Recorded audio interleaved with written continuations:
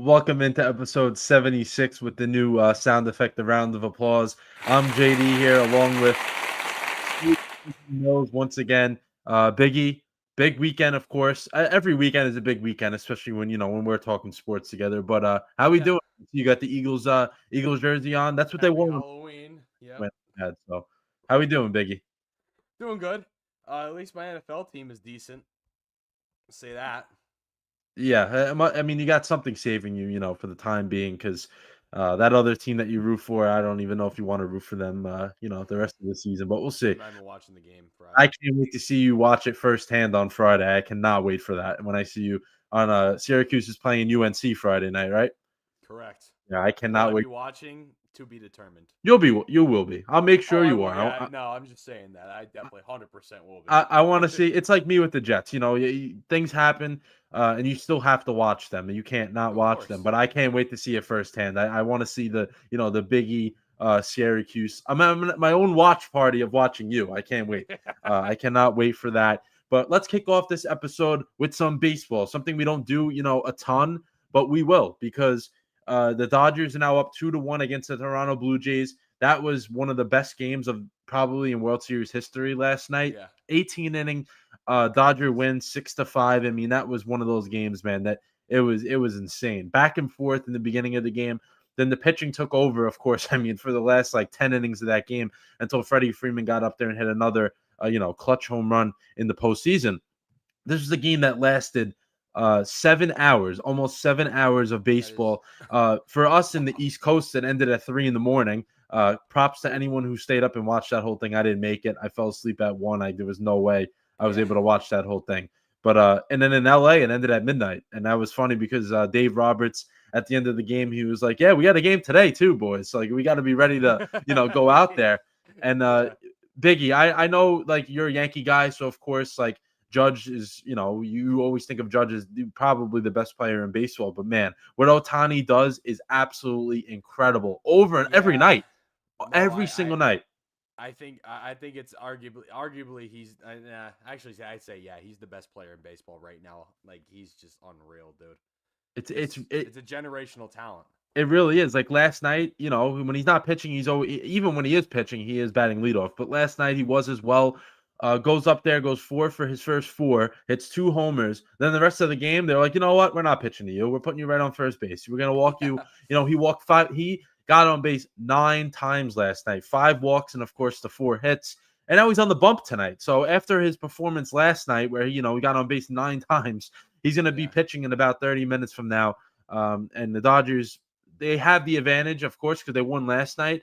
But also both teams went so deep into that bullpen.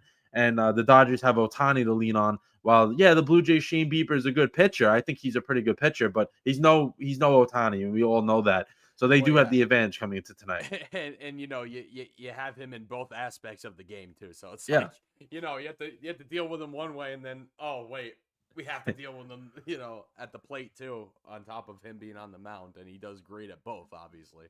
Yeah, so you're like, you know what? We won't pitch to Ohtani tonight. We'll let him walk every single time he gets up. But he's also going to strike out 12 guys when we face him on the other end. So, I mean, he really is, one of a kind, and we'll get to see him in a little bit on the mound. But I wanted to start out with that. But some other things.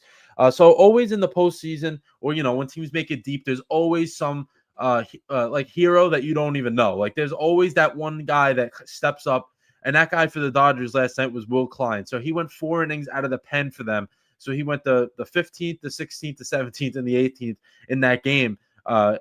Before that, he only had 1 inning in the entire postseason for the Dodgers. Wasn't even on the roster until the World Series. So he pitched one of the beginning games.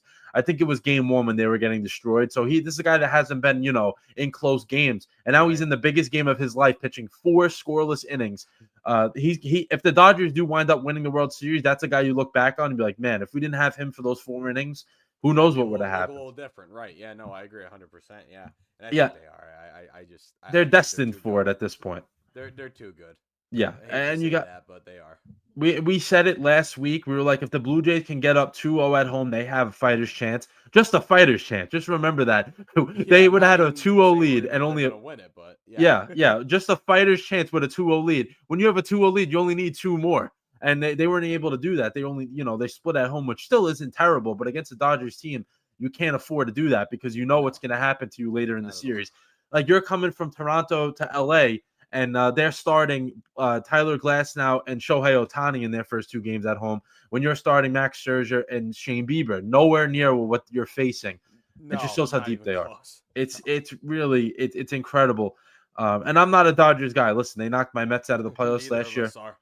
Yeah, no one is really, Dodger. They don't support the Dodgers, but we do have to give them credit. It's rightfully so. They're just an insane loaded team, but you got a guy like Will Klein, man, $300-something million payroll, and you got a guy named Will Klein who has no, little to none experience in the major leagues, stepping up huge for you. That's what baseball, sports is all about.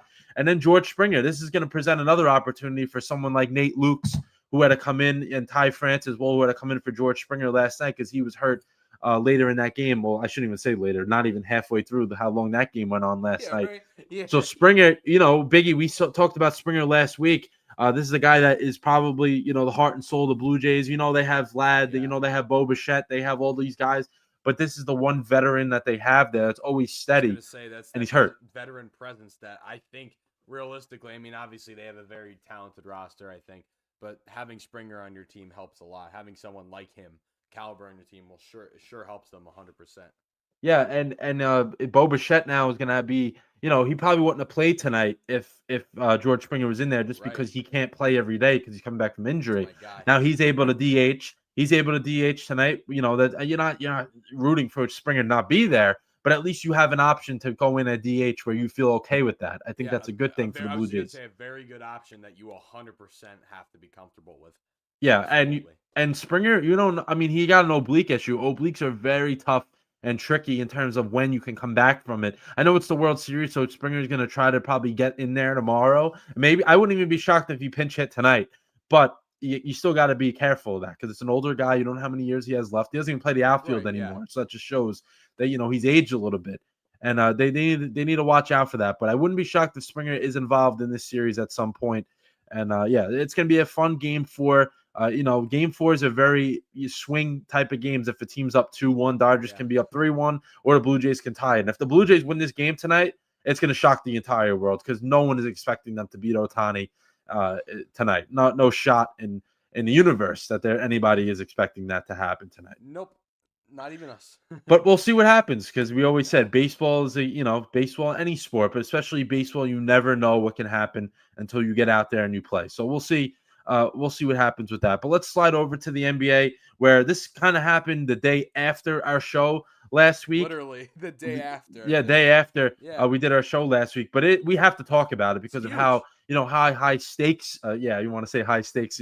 They were doing a lot of high stakes things, but it is it is true though. Terry Rozier, Chauncey Billups, the 2 higher names or notable names, I should say, that were arrested in the NBA, gambling ring that they're still not done with. They're going to get more guys, and I think that it's going to start coming, throughout the weeks. But more about 30 people were arrested.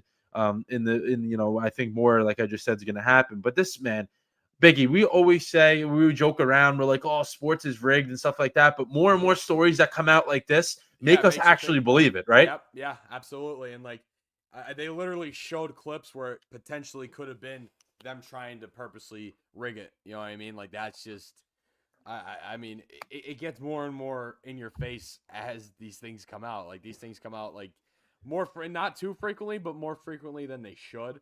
Yeah. To back up that argument, man. That argument is there's a lot of evidence to back it up. Yeah, and it's coming more and more about, like you just said, yeah, it's something that's not, hasn't been that common. But now I mean, we're finding out baseball had it this year. A few other guys in basketball weren't related to this one, but they were involved in another, That's thing another going thing. on. There's another whole different ring. I Yeah, mean, that's what I'm saying. We don't even know. We don't know if referees are involved in this. The fact that a coach was involved and he was yeah, so heavily in it that's is not good. crazy. That shocked me when they finding out a coach is involved. Yeah, and Chauncey Billups, everyone around the league, I was like, oh, he's very well respected, which I believe. But I mean, after this, the respect is gone. Like, I'm sorry, you Oh, can't beyond. respect someone that does these things that he did, and it wasn't just basketball games. It was illegal poker games. There was a lot of different things involved. But the fact that, like you just said, a coach and then Terry Rozier, and I wanted to go back to what you said about there was clips that kind of showed it was blatant. Well, there was definitely clips of Terry Rozier just falling down, just throwing the ball up, and then just like running back before someone even got it. Chauncey Billups, there was one game the Blazers haven't been too good with him, which I mean that can also turn some heads now that you think about it. But Yeah. they weren't too good with him, and they had an opportunity. I forget who they were playing. They were playing a really good team. This was 2 years ago, and they were up by 10 points. Not with a lot of time left, and their two leading scorers that night, he pulled them both out with like 3 minutes left. Like no one does that. Very Like, you know what I'm saying? Right? Very fishy move to do that. And now that we look back at it, we're like, oh, okay. I mean, I know he Makes wasn't. sense now. Billups wasn't involved like deeply in in the basketball side of it, but he still was involved in that because he took care of the other stuff that went on. But Rozier was definitely the biggest bandit of the basketball situation, especially when you're a player. You can control everything out there. If you're telling someone not to bet you for a certain amount of assists, who's going to stop you from passing the ball? Yourself. Like it's so crazy. It's so crazy. And I was sitting there thinking about it, and I was like, man, this is like a thing that you see in movies. Like, you never thought this would be real life, but Yeah. they're gonna Biggie. They might make a movie about this by the time this is all I'm set sure and there done. will be, and we'll see a Netflix documentary about it soon too, probably. Yeah, I mean, wow, it's mind boggling that all these things are, and it is like we said, there's more news coming out. Rozier also, this is something I found out today, and I was reading a little bit on it. He was facing he had to pay the IRS $8 million. So during the same year that he started this, trend of his play going a little whack when he would like turn the ball over and stuff like that, Yeah. or pull himself out of games. So I guess he was trying to, and I'm not saying this is right because it's definitely not right, trying to make up for the deficit he was facing with something else and trying to do it a different way because he was getting this money. He was telling people to bet on him, and he was getting a stake of it sent to him, and he was taking that money. So I'm sure maybe that was something that he got himself into, the wrong crowd of people, and things happen and it just unravels, and it's unfortunate. But we'll see what happens in terms of who else is going to be in the middle of this, because I'm sure there will be other people in it. And we'll see what maybe other big names come out, or some other referees, other coaches, front office executives, things like that. We'll see. But definitely had to talk about it because it came on literally when we were done last week. So we're like, yeah, we have to bring this one up. But some other NBA news we got. So Cooper Flagg has been, a little bit up and down in terms of his play, which is expected with a rookie. Yeah, it's kind of tough. Makes sense. But he did get hurt last night. He fell on his left shoulder, and he hurt that. He's going to go through some testing and stuff like that. But he's also, to me, I know he's been going through the ups and downs, but he's also being asked to play point guard when he's like 6'8", and he's not a point guard.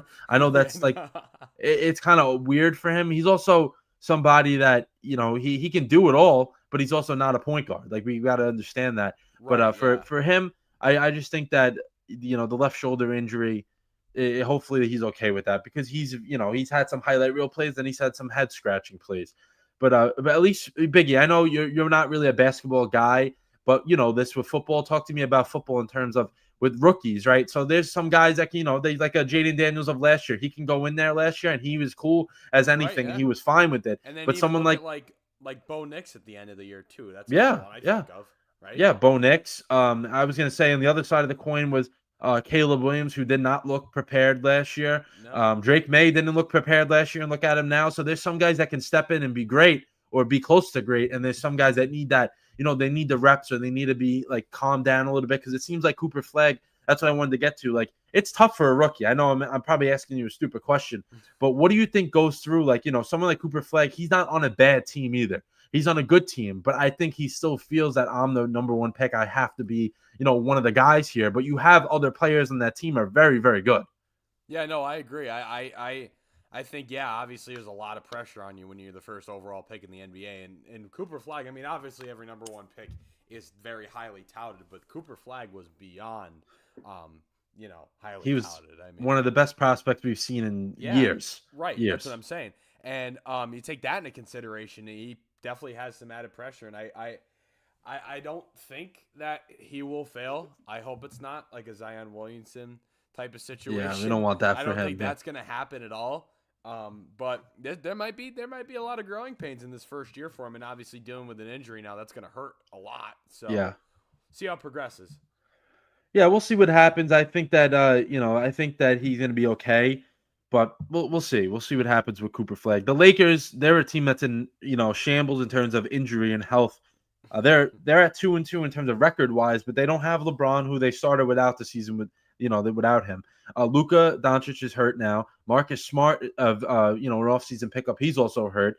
Gabe Vincent, who's a reliable backup guard, he's hurt. Jackson Hayes, a center that they kind of need, he's hurt, and Maxi Kleber is also hurt. So they got like 6 guys that are part of their rotation that are all injured right now, and a Lakers team that I know LeBron is saying he always wants to be there, and all that, he wants to be a part of the team and stuff like that, but you never know with LeBron. Like, he can very easily like this, and a snap of a finger, he can be like, yeah, you know what? I want to go to a team that's ready to win a championship right now, because I don't think the Lakers can win a championship with the roster they have. I still think they're lacking they brought in Luka Doncic, but they lost Anthony Davis, which obviously I think they would be okay with that. But also you still don't have a reliable center. And in the Western Conference, every single team that's good has a center, and that's a thing that's going to keep you hold you back a little bit.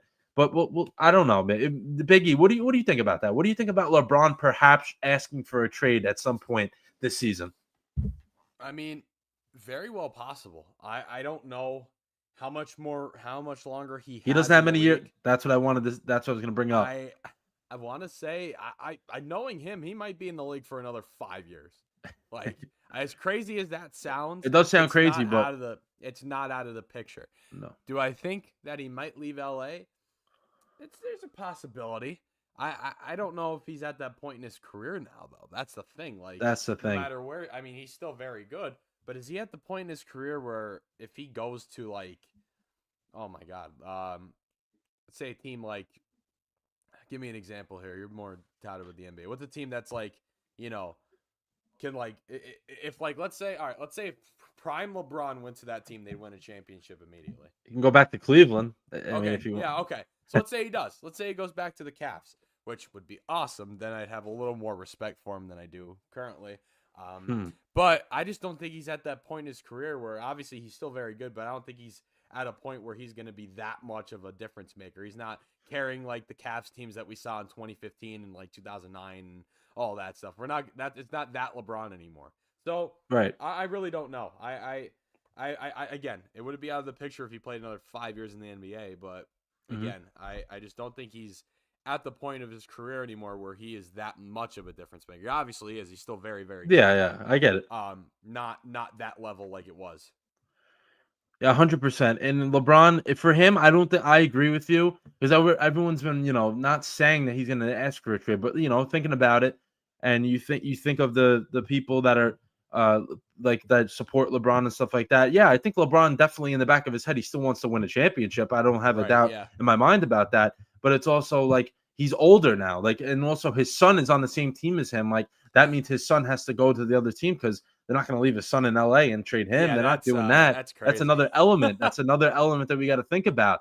So I agree with you what you're saying. Like, I think in this stage of his career, I don't think he's going to want to move and stuff like that. Especially his other son is playing for University of Arizona. That's another thing. They're all on the West Coast. Like, will he set maybe maybe he gets traded at the trade deadline. He plays 4 months for, a championship contender. And then, you know what? I just won a championship. I'm going to hang it up. I could see that happening, being away for 4 months or 5 months or whatever, go win and then hang it up. I don't know what he would want to do, but he's not going to win it in LA. I'm telling you that. There's no way. Yeah, no, The West is too think good. I think they're beyond that point now. I think personally, Like I think the Lakers are a good team.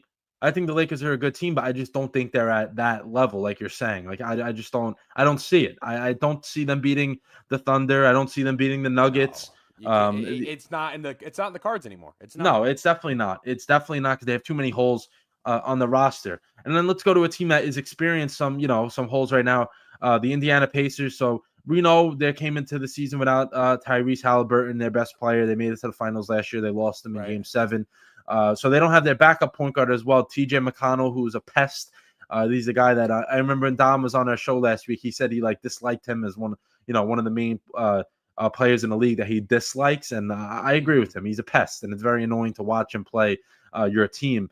But Obi Toppin, former Knick, he's also going to be out for the Pacers. Who he's developed into a pretty nice player since leaving New York. And Benedict Mathurin. Benedict Mathurin is probably going to be their best player this year. And he's injured as well. So the Pacers are down 4 guys, still don't have a win. I know it's only 3 games in, so I'm making a whole scene out of it. But they still don't have a win right now. Yeah, they've of course 82 games, very, very long season, but they still don't have a win, and they have 4 guys, 3 guys that will come back, and 1 guy, of course, we know is not coming back.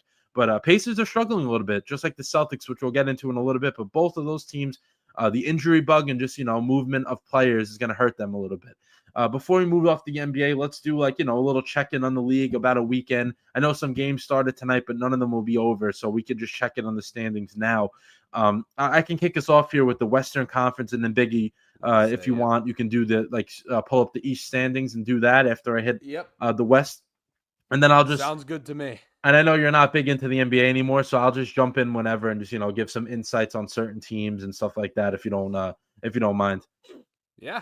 But let's all right, perfect. Let's start with the Western Conference where the Spurs, the San Antonio Spurs, I was telling everyone about them in the summer. I said they're going to have a top 3 pick. They're going to bring in Dylan Harper. He's been good for them. He's been off the bench. De'Aaron Fox looks great. Wembanyama is probably somehow getting better. I don't know how that's possible, but he is. Spurs are at 4-0 right now. They've looked great on both sides of the court. I was gonna say this. I'm like, man, the Spurs can actually do something. Like they can be really, really good this year. But we'll see what happens. I know it's only 4 games in. You can't overreact, but I want to overreact about them a little bit. Oklahoma City Thunder, they're also undefeated, so not many undefeateds left, but Spurs and Thunder are both of them. Thunder, I think, are playing now, but I don't think they're, or maybe in a little bit, but I think they'll win tonight as well. They've done it all different ways. They've looked really, really good so far. Warriors at 3-1. So we saw last year when they brought in Jimmy Butler, it looked like they were, trying to change the culture there, and they have. Jimmy Butler, since going to Golden State, they have that grittiness again. I think him and Draymond Green, when you have Draymond Green locked in, you don't want you're gonna hate him if you're on the other team, and you're gonna love him if he's on your team. But if he's not locked in, everyone's gonna hate him, and he's locked in so far to start this season. And for a Golden State team, they don't have many years left with those certain guys on that team, so they got to take advantage of every single game that they have left together in Golden State, and they're playing well so far. Utah at 2-1 is the 4 seed. I'm not expecting anything of them this year. I think they just 1-2 games to start the year. It's very early in the year, yeah, exactly. And I don't think the Jazz will be up there. If they're up there by the end, I mean, props to them because I don't think they're that good of a team. Denver Nuggets at 2-1 as well. They're the 5th seed. They're going to be a really good team this year. They have pretty much the same core of players they've had for the past, even before COVID at this point. Clippers at the 6th seed at 2-1. Like I said last week, I think the Clippers have probably the deepest team in the league, and I think that they're showing that to start. But everything's early. We got to take it with a grain of salt. Trailblazers at 2-2. So they are 2-1 since their coach got arrested the day after opening night. So they're trying to keep it together. Their head coach is Tiago Splitter. So Tiago Splitter was the guy that played for the Spurs back when they won their championships, really early in our lifetimes. But we were alive for it. He was the one of the the centers on that team. So good for him getting his first time head coaching role. Circumstances aren't good, but at least he's in there getting a shot, and he can prove himself. If he does well, he's going to stay I would expect him to keep that job just because, he played and he played at a high level and things like that. And he has been head coach of international teams before, so he's not a stranger to it. Just the NBA, of course, is a little different. Then we got the Lakers at 2-2 as the 8 seed. I think the Lakers are going to be, like I said, I think they're going to make the playoffs, but I just don't think they're a championship caliber team. Timberwolves, I think, are in the same boat. They're at 2-2 as well. They traded, Cat for Randall last year, and I think it set them back a little bit. They're still a good team, don't get me wrong, but I just don't think they're a championship caliber team as well. Grizzlies are a tough one just because they have a lot of talent, and they have not been able to put it together the past few years, so we'll see. They're at 2-2. And then we got the Kings at 1-2. I don't expect them to do anything this year. Rockets at 1-2. I'm disappointed with them to start. They lost to, a good Thunder team, but then they also lost to Detroit at home. I think that should have been a win. The Pistons are good, but I don't think the Pistons should be beating the Rockets at home. I don't agree. Right. That one. Then we got the Suns at 1-3. I would expect the Suns to be towards the bottom of the conference. Mavericks at 1-3. They got to pick it up as well. Disappointed in their start. And then the Pelicans are at 0-3. They're going to be they're going to be a bad team. They're going to be trading some of their guys probably by the deadline. I would expect them to be the most, active out of whoever's going to be trading. But let's kick it over to East. Biggie, what do we got? Who's leading the Eastern Conference? All right. So right now it's the Chicago Bulls. Shocked by that. Very shocked by that as well, just like from what I know. And then the Sixers. Dude, the Sixers are 3-0 right now. Hey, let me tell you something about the Sixers, Biggie. They have VJ Etchcom, who was a top pick of this past draft. He's been great. Tyrese Maxey has been great. Tyrese Maxey, I know, is really good. Yeah, Tyrese Maxey can make a shot from a parking lot if he wanted to. He's got good. Yeah. He has that kind of range. And Embiid has been playing, but he hasn't really been good yet. He's only played about 20 minutes a game. If they can get him going, they're a dark horse because they can beat. I think they can beat the Cavs or the Knicks if they're fully healthy. And Paul George hasn't played a game yet either. Yeah, and Paul George, I don't think is as good as he used to be. But as a fourth option, right? Yeah, pretty good. That's what I'm saying. As your fourth option, it's pretty good. Yeah, but here's the problem with Embiid. He gets good. He starts off slow. I've noticed this because I follow the Sixers a little bit. I have a lot of friends that are Sixers fans. Obviously, being 2 hours from Philly and this being like a Philly sports market, and Pittsburgh not having a team. But I noticed that he always starts off pretty slow, and then he gets good, and then he gets hurt. So like once he starts to pick it up, he gets hurt. And then he's out, in and out. So, like, you don't see him fully throughout the year, which sucks because he's very, very good. But you don't see him that much throughout the year. And then the Cavs, 3-1 on the year. Haven't lost since the Knicks game, which is good, right? So yeah, they've been of course. I think that's what we expected them to be. You know, they'll be up there. Yeah, they got a good team. The Hornets are 2-1, which is LaMelo is playing out of his mind right now. LaMelo Ball is that team. He absolutely he's playing out of his mind right now. Yeah, the Miami Heat are 2-1. I don't think that's going to remain. That's one of those teams that I don't think is, anywhere near like competitive in the East. The Knicks are 2-1. I was going to say I watched the Knicks lost to the Heat on Sunday night, and I was like, the Heat aren't the most talented, but they'll probably be a lower end seed, 8, 9, or 10 seed, and they're going to give teams a little bit of trouble just because they play very tough. Like they're a tough team. Right. I was like, the Knicks always have trouble with them because they aren't. I love the Knicks and everybody knows that, but I don't think they're physical enough when it comes to playing teams like that. So yeah, the Heat are going to be around. I don't think they'll be a 5 seed, but I think they'll be in the playoffs. Right, that's what I meant. Yeah, they're not. They're going to be. They'll sneak in, but they're not going to be at that 5 seed. They just don't have the firepower in the postseason. Right. But they will. Yeah, they could they'll nitpick at you. They'll give you trouble. Yes. And then obviously the New York Knicks, I think they have the makings to win the championship this year. I just think it's there. You know what I mean? Yeah, they just got to get past that. It's there. Milwaukee's 2-1. Who I don't really know. I mean, obviously Giannis's status of where he was going to land and where he was going to be this season was questionable over the offseason. I just don't think they have that firepower anymore. Milwaukee. I think Giannis is kind of on his way out, but we say that and then he stays. So you know what I mean? Yeah, we don't know. We don't know with him, right? And then the Pistons are 2-2. They've obviously improved from the last couple of years, but it's going to be a couple more years and maybe a couple more guys until they're a top 5 team in the East. Right. I think they're going to stay in that bottom half there. The Washington Wizards are 1-2. They're not good. We know that. No. you can go to a game there for $5 if you want. You probably have to pay more to park your car. Oh, definitely. Than sit and watch a game. Yeah, 100%.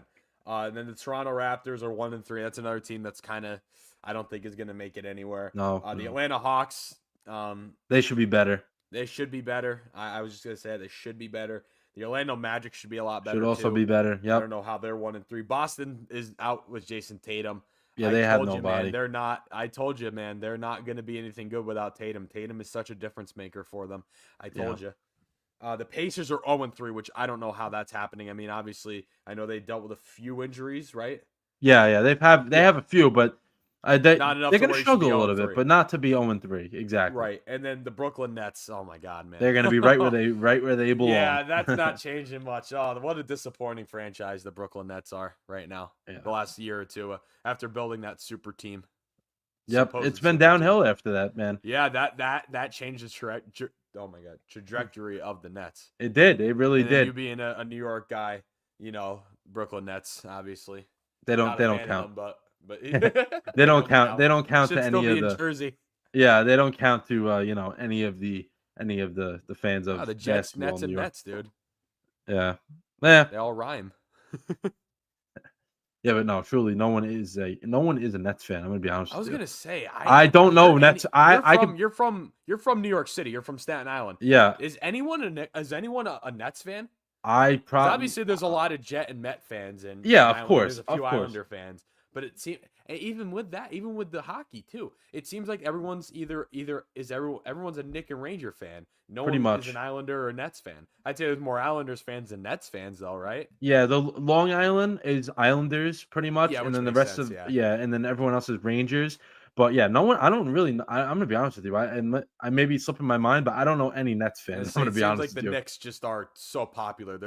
They're the one team that's not divided in New York. I mean, obviously No, the Jets no. and Giants Well, are pretty divided. Yeah, The it's other ones also are, because the except Knicks have been here the whole time, and the Nets they came in, so it's a little a little different because all those other the Jets were always here, Giants were always here, Mets were always here, Yankees were always here. I know they came in at different times, but they were always here for the longest time. Nets were in Jersey, they came to Brooklyn, and I don't really think that people. I'm going to be honest with you, I really don't know any Nets fans. I really That's don't. Crazy, man. It is crazy. It is really crazy. Let's go to the NFL. So we're done with the NBA talk for today. As my Knicks are about to kick off against the Bucks. I can't wait for that game tonight. That should be good. We'll see. We'll see what happens with the Knicks. But let's go to the NFL, where we got some QB news as usual. Every single week we have something going on with the quarterbacks. Carson Wentz is out for the season. That's going to be my chalk moment as well. Not because of Carson Wentz. The fact that he visibly could not play on Thursday night. You could see he was almost in tears throughout the entire game. Every time he got touched with his torn labrum. And that's my chalk moment because I'm a huge fan of Kevin O'Connell, but you can tell Carson Wentz couldn't play in that game, and he left him out there until the last 3 minutes of the game. Like KOC, come on, dude. Who was behind?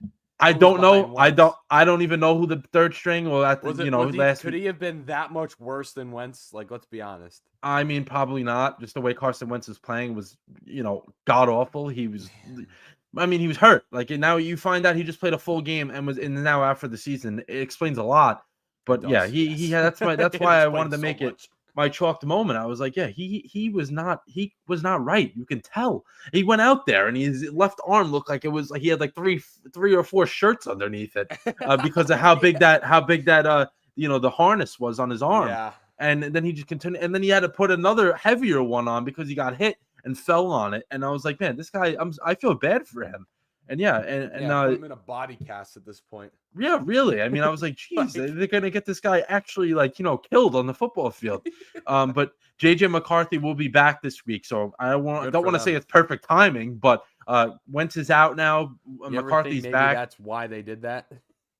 Maybe could have been. I think that's why they did that, because there's no way they would, unless the third string is that much worse than Carson Wentz, which I don't think he couldn't have been, because there's really no way. Love Carson Wentz. I am a firm believer. I will die on the hill that we would have never won the Super Bowl if he wasn't there. Nick Foles wouldn't have been able to do a full season of that. He came in at the right time. He caught lightning in a bottle halfway through the season. That's right. He was good enough to continue that, but he wasn't good enough to fully get us through that. No, not Obviously, at all. He won it for us, but Carson Wentz got us to that point to be that good. So I'm a firm believer on that. I love Carson Wentz. I got really emotional when we traded him. I bought a Colts jersey T-shirt, which I don't know where it's at now, but I have one. Good thing I don't know where that's at because that was a flop. But He just looked horrible, dude. He just looked bad. Mhm. He's just gone. Like, it's such a shame what could have been. Yeah, what could have been, and now unfortunate his career probably with the Vikings is over, so you have to find a new team. But if I'm the Vikings, I'm going out there and trying to get any backup that can actually be reliable because Yes.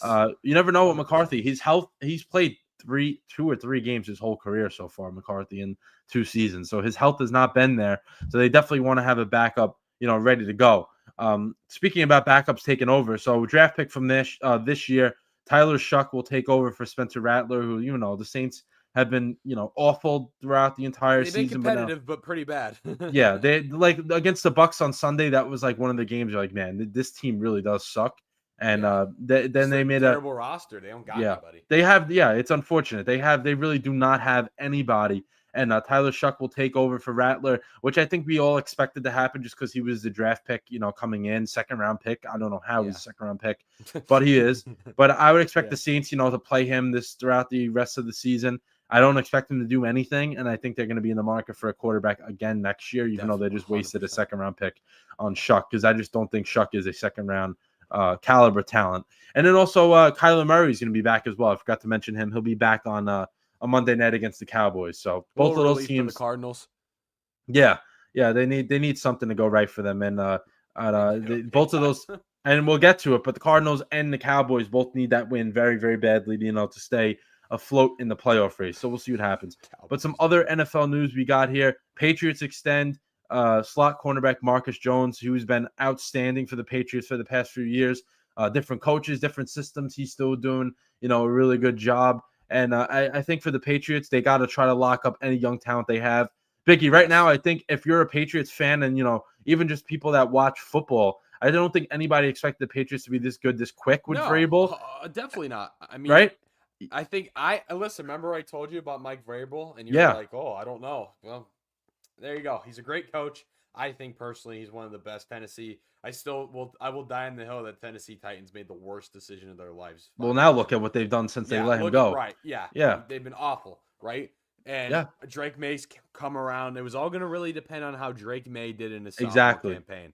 Yeah, And he's been great. here we are. He's been really good. He's been really good. Mike Vrabel's got that team rolling right now, like I predicted, because he's a great coach. And I don't know why people can't acknowledge that, but they finally are now. It seems like. Yeah, because I don't think anybody expected this team to be good this year. They were one of the worst in the league the Right. last few Yeah. years, and the roster hasn't changed that much. It's just that he's gotten every single guy to play up and level their game up a ton, and that's big, man. That's big when you're able to do that. And credit to him, credit to the Patriots, and then locking up a young talent that's what you have to do now. You got to identify who your young talented players are at certain positions. You got to say, you know what, we're not going to even let these guys get close to getting a new contract, Right. negotiations. Let's extend them now. We've seen it with all the teams that, have sustained success. That's what the Patriots used to do. They would pick and choose certain guys, they want to extend, and they'd be like, yeah, we think you're a good player, and you're not going to extend you just because we know we can draft your replacement. But there's also guys they kept around because they knew how much they meant to them. And I think the Patriots are in a really good spot right now. Brian Branch is back after being suspended for one game for his altercations with Juju Smith-Schuster after that Sunday night game about 2 weeks ago. But he'll be back this week for the Lions, who got to keep up their their good winning ways. They're playing really good football right now. I think they're one of the better teams in the NFC. We'll see how it shakes out, but I think they're really really really good. Then Yeah. Kelce. Travis Kelce ties Priest Holmes for most touchdowns in Chiefs history. So for a tight end to have most, or he will now, he probably will, unless something happens to him, most touchdowns in Chiefs history from a tight end. That just Pretty shows good. how good he is and how good he's been, over the course of years. And he's at 83. I don't think he's going to get to 100 because I don't think he's going to play that much longer. But it Yeah. would be No. cool if he can get 100 touchdowns in his career. But I don't think he's going to last that long. He might honestly be done after this year. I This think might be so. his If last they year. win, Like, I think he's done. if they win another Super Bowl, he's done. I think so. Hmm. He Which just, is, he's still moving around, but not as fast as he was. definitely not It's a as little no, different. definitely not. Yeah, it Yeah. looks a little He different. looks better than he did last year, though. I will say that. Yeah, he does. He does. Seems like he got a little fire lit under him. When they have all those weapons there, it kind of makes him want to Mm-hmm. do a little more. Yes. Let's do the around the league here. We'll do, recap of week 8. We'll do preview week 9. We'll have some other, two Halloween theme topics that we'll get to in a little bit. But let's go back to week 8, which honestly, probably the worst week of the season so far. I think there was only one Biggie. I mean, there was one game. The whole week that was less than 7 points. Really? One game? Do better with the scheduling, man. Jeez, this schedule, this slate of games sucked. Let's go back to third. And guess who it was? Yeah, the Jets. The Jets actually they saved Sunday and the entire football weekend. Let's go back to Thursday where the Chargers won 37-10 against the Vikings. We already talked about Carson Wentz, but Chargers, they started out 3-0. Now they're at 5-3, but they've looked better the past few weeks.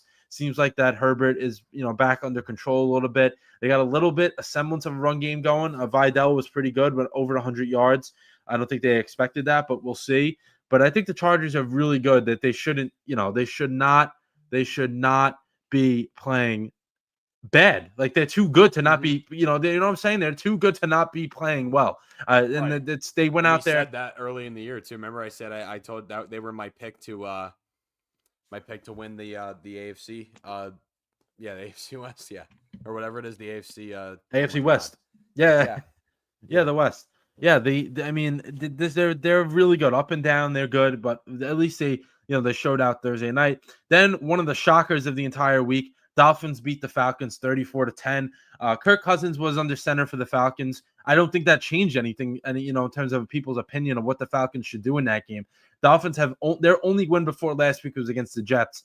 Dolphins have looked pretty awful every single game up until this point, and then they go in there and blow out the Falcons at home. So the Falcons go out, beat the Bills, and then they haven't done anything. Haven't done nothing since then, which is terrible. They went out there, they lost to the 49ers on the road, and then they lost to the Dolphins at home by 3 touchdowns.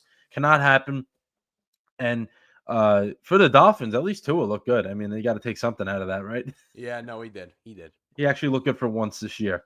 The next game, I know that was one of the shockers I said, but I think the biggest shocker of the week, the Jets actually got a win.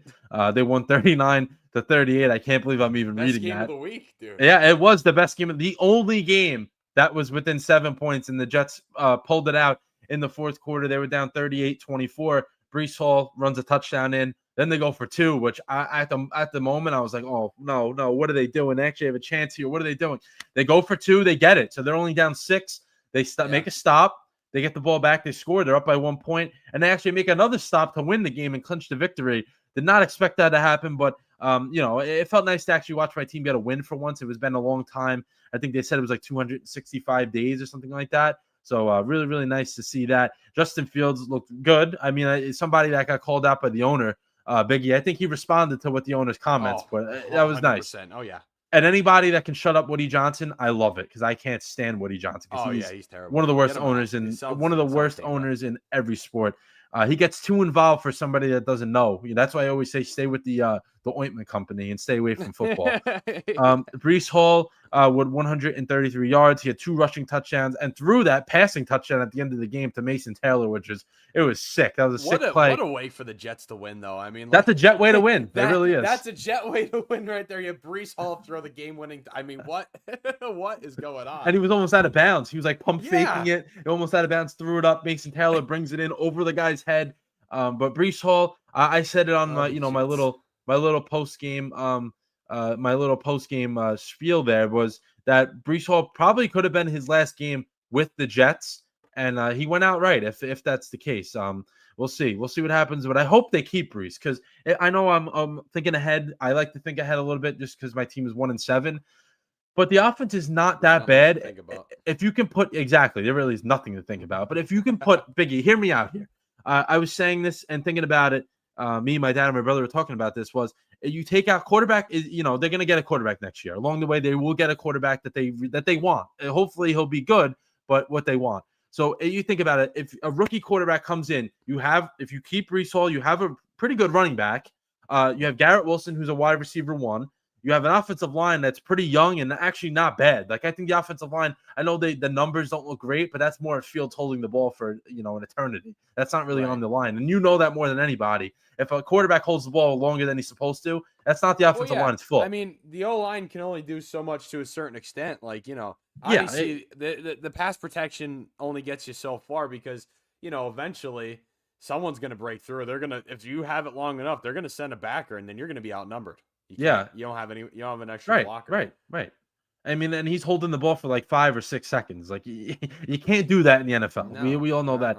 So that's what I'm saying. If you have all these, you have an offensive line that you don't have to worry about. You have Garrett Wilson, you have Breece Hall, you have 2 tight ends. I think Mason Taylor is going to be, a productive tight end. You got Ruckert, who's a blocking tight end. You have guys there. You probably, I would guarantee you have to go out there and get 2 more receivers because the receivers they run out there are, besides Garrett Wilson, are really bad. But if you can get 2 receivers and you get a quarterback, that's an offense that actually looks like they can do something. And the OC Tanner Engstrom from the Lions comes here. I actually like him. I think he's drawn up a really good scheme throughout the entire year. I mean, they're averaging 21 points a game with a terrible quarterback. We all know that. And then they've left more points on the board. There's a lot of points they could have scored. Fields just not hitting open guys, not seeing guys until the last second, taking sacks. So I think they can do something on the offensive end. But the main point I wanted to make was Breece Hall. You got to be able to keep Breece Hall there. I don't think you value a 5th round pick for Breece Hall. What are you going to do with that? You got to keep him around and try to do something. You have to. You can't let him walk. No, you really can't. Especially like he's been good. He's been really good so far. He's on pace for his best year as well. Next game we have was the Patriots beating the Browns 32-13. Drake May once again locked in. Doesn't matter who he's throwing to. Every single body, everybody he's throwing the ball to is just doing their thing. This is a game I think they were down 7. No, they were up 9-7 at halftime, and they won this game 32-13. They just turned on a switch, Biggie. They're good, man. They're a good team. Yeah, they are. No, there's no denying that anymore. I mean, come on. And they haven't beaten the best teams, but they're winning. They're winning, and they're beating last year more than they did last year. They're winning. You're right, and they're not. And then what I was saying was, they're beating, bad teams, and they're beating them. Like they're not squeaking away with a 3-point they're winning win. like they should. They're winning it convincingly, that shows they're, a good team. Then your Eagles beat the Giants 38-20. Barkley had that 65-yard touchdown to start the game. Finally got him going a little bit. Point, I was obviously a little skeptical going into the game. I have been on the Eagles all year because I don't like Kevin Patullo at all, as you guys know. But after he had that touchdown, I'm like, I think we have this one after Saquon went on that run, and then just an unfortunate circumstance for the Giants with Cam Scatterbo. I mean, you hate to see that promising young player, how great he's been this year, and to see that happen is very disappointing. Yeah, I mean, for Scatterbo, he's been good for the Giants. I think better than people expected him to be. And then also just injured. Him and Dart had a really good connection going. Dart, I mean, I know they lost by 18 points, but I think Dart still handled his own in that game when he had no help out there. It was kind of him by himself trying to make plays behind the sticks a lot because the run game wasn't there. It was a tough against a tough Eagles team, and you didn't expect them to beat the Eagles twice. But then when you lose Scatterbo, I think the air kind of came out of the balloon a little bit. But it is what it is. But I think Dart will be fine. Scatterbo will be back next year. And the Eagles looks like they're starting to get it together again. I know they were still winning games in the beginning of the year, but now it looks like they're starting to get it. Not convincingly, and they just went off in every asset ever. Last 2 weeks though, they've looked better. So that's a good thing. That's a good thing. Absolutely. They've regrouped, and they have, like we said, too many talented players to not be good. AJ Brown was also out, and they scored 38 points. Devontae Smith had a really good game. Big leap because a couple weeks ago that wouldn't have happened. Yeah, exactly. So good for the Eagles turning around a little bit. Then for another team coming off a 2-game losing streak and a bye, so they sat on their 2 losses for a while. Bills go out there and beat the Panthers 40-9. So they handled them, pretty well. Andy Dalton had to start for the Panthers, so it wasn't a Bryce Young led Panthers offense, but still, Bills went out there and dominated. Same result anyway. Probably, the Bills. Here. I mean, every time You're right. Every time someone checked in on that game Sunday, they were like, "Oh, okay, the Bills are just they're not even giving themselves a competition right now." But good for the Bills. For them, they needed that. They needed to bounce back. And James Cook 216 rushing yards, so that's pretty damn good. Pretty damn good from James Cook, who we know is good. Then a team that really, their season was on the line, which is crazy to say in week 8. But what it was, Ravens win 30-16 over the Bears. Lamar was supposed to play. He did not play. It did not matter at all. They still went out there, scored 30 points. Derrick Henry was, he's still not. I still don't think he looks like he did last year, but he still had a good game. Bears left. They just turned the ball over like stupid, moments. They could have won that game, and they just didn't. And the Ravens showed that they're still a veteran-led squad, especially their defense. That's the thing. Biggie, we ripped their defense for the past month, and they actually stepped up. Well, that's been the issue. I mean, you even obviously you have Lamar being out, but their defense has played terrible.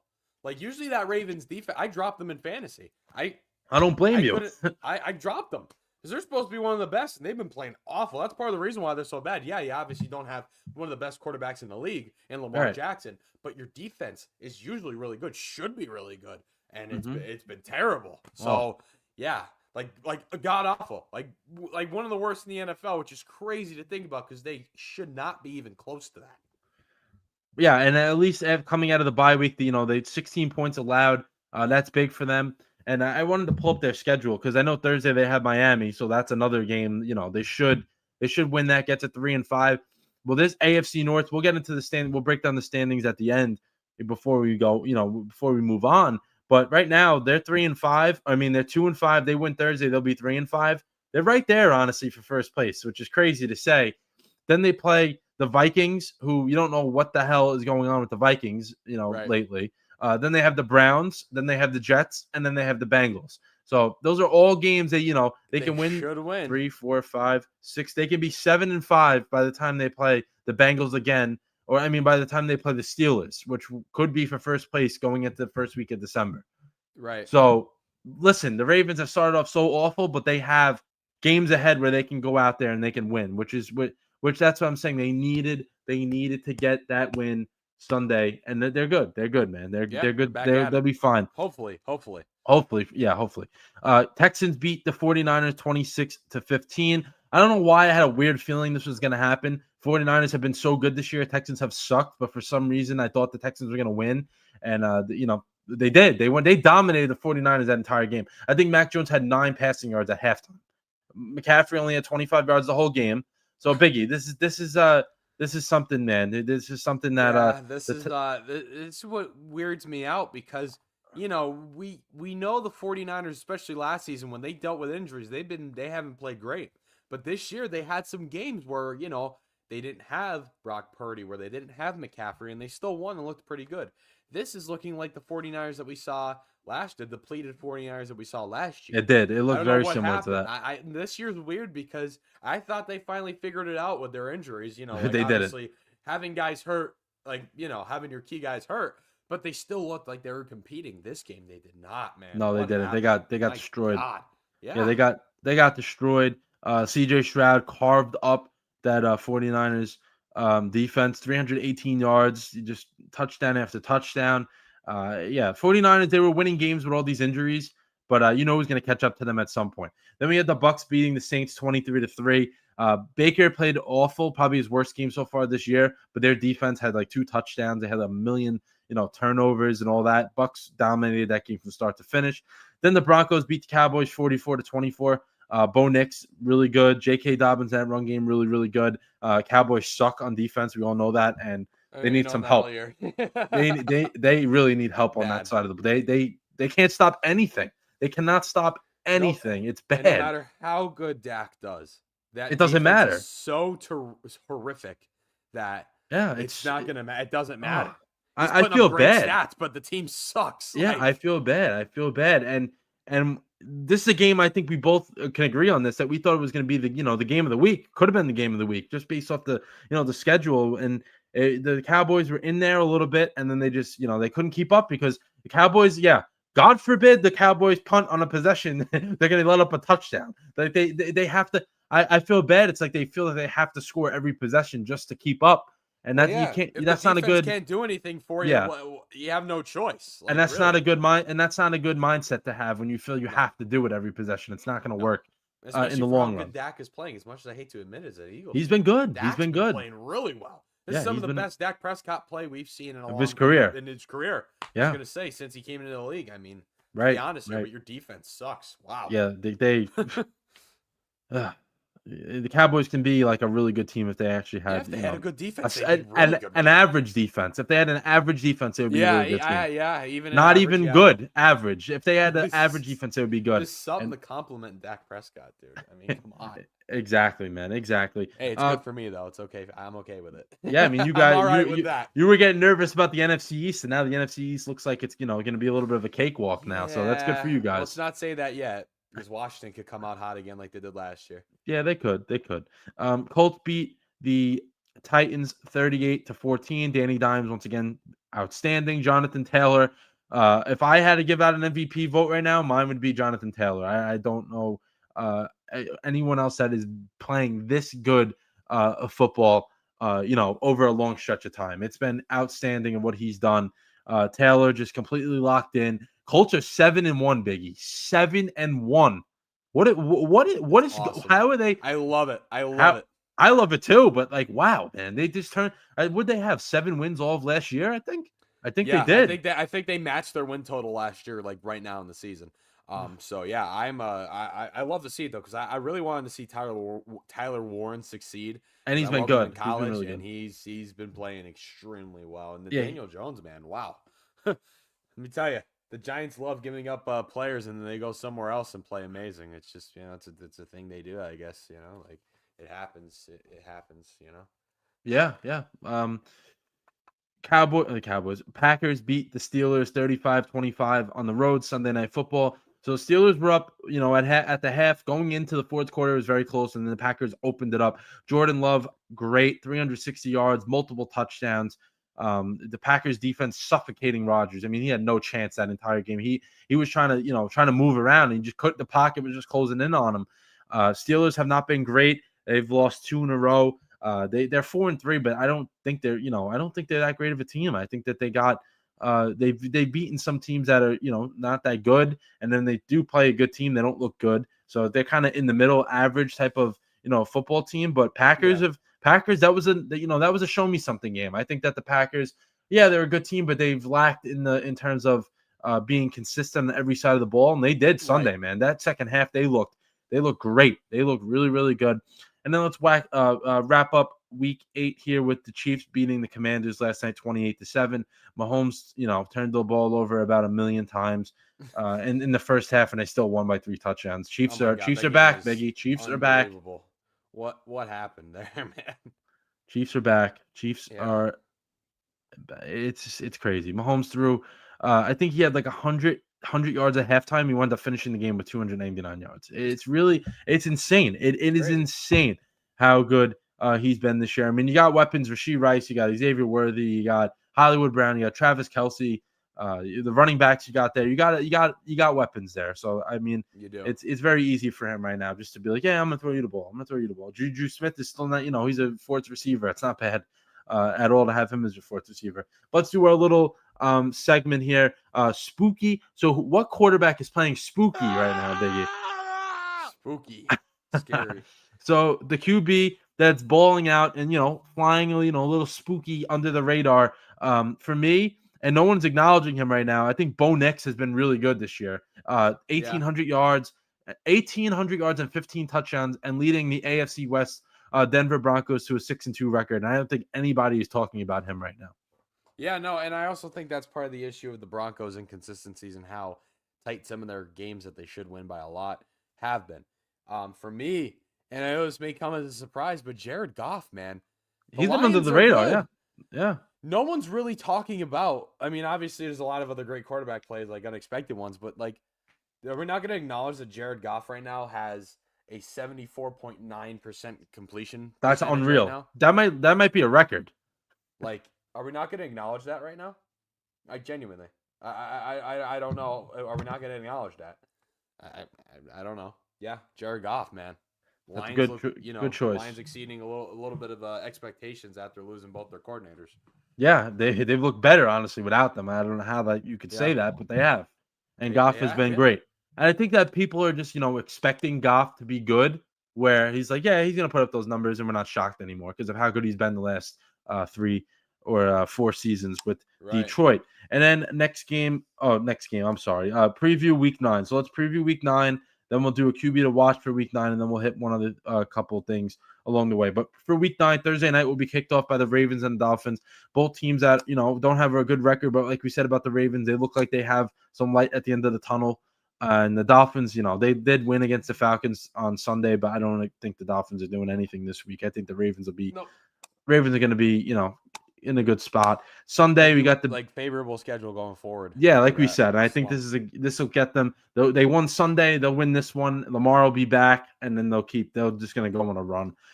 Sunday, we got the Bears facing the Bengals. So both teams definitely need a win.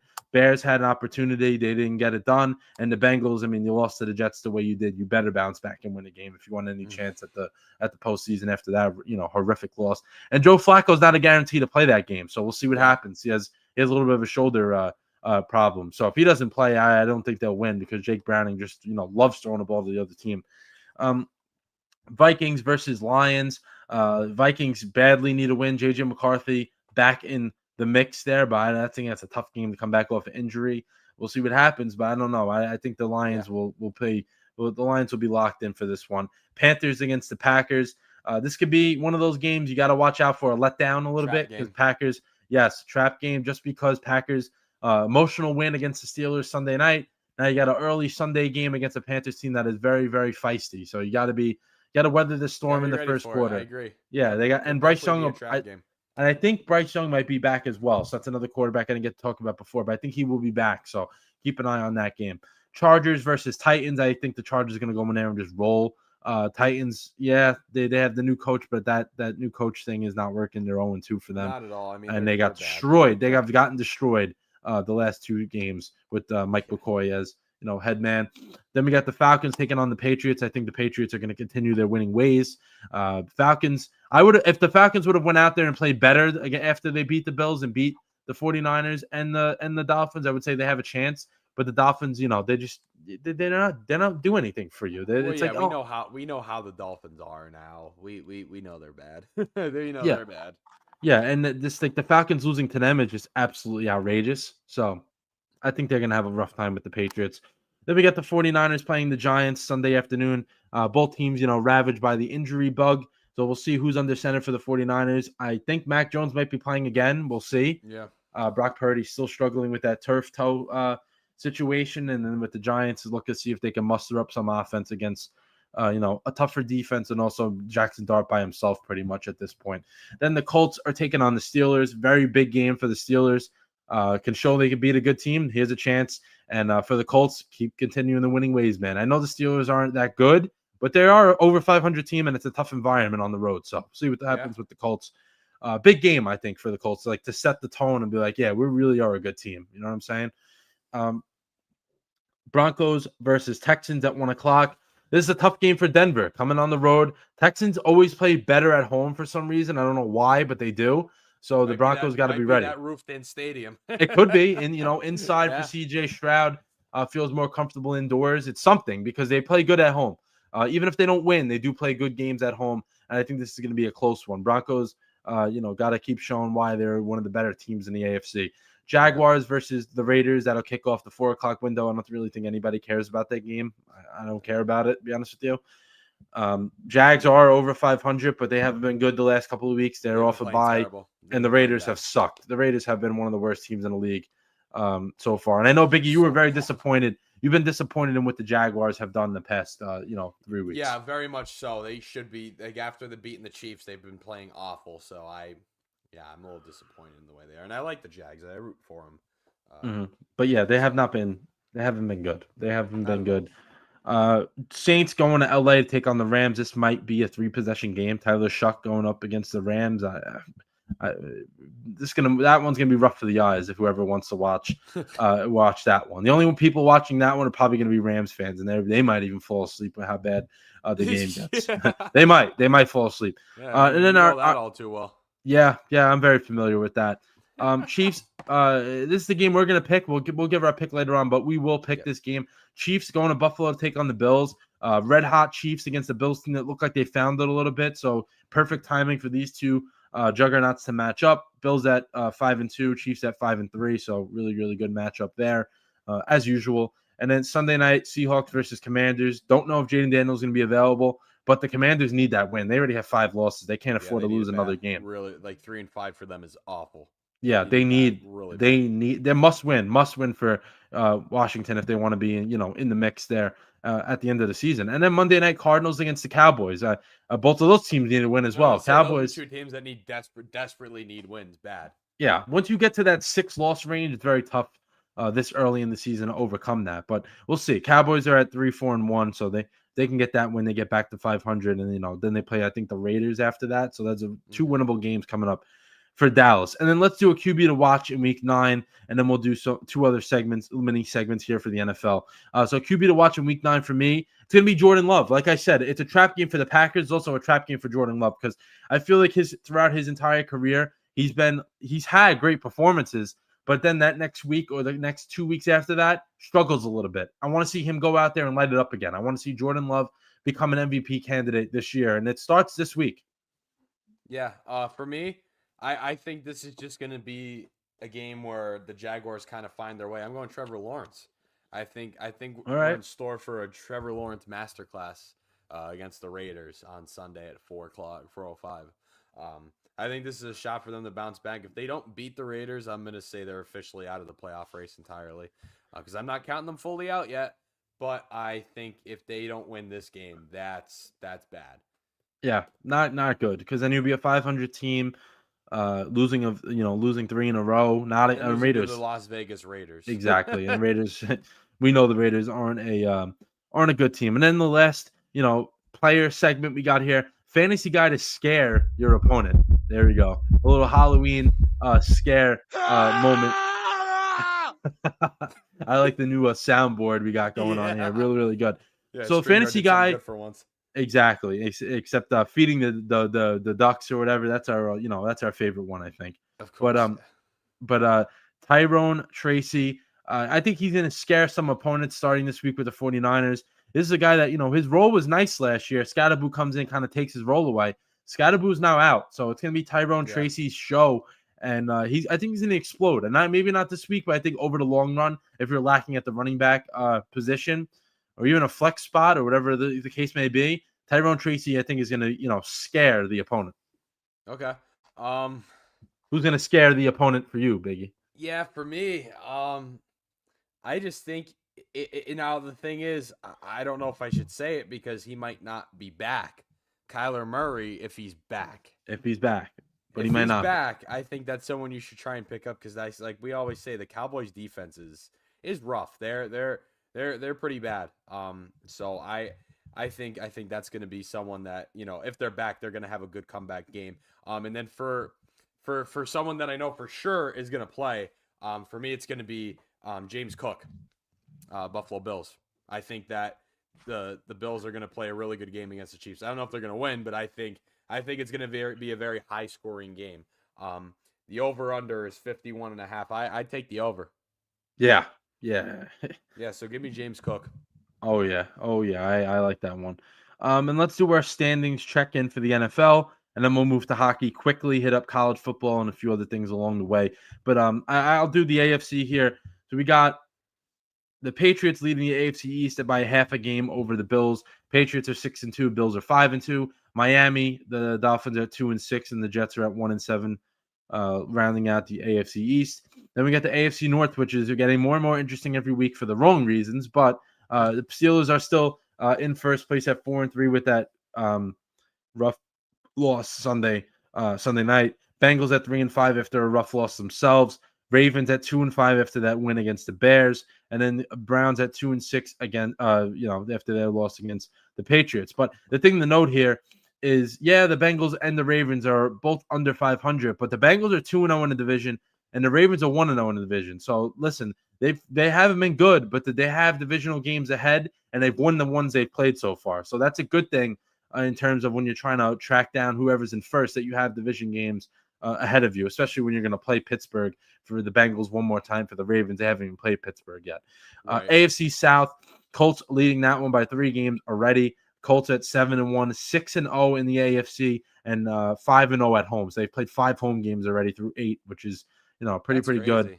That is crazy. I didn't expect them that to be the case, and no international games yet either. So that's 5 true home games to start.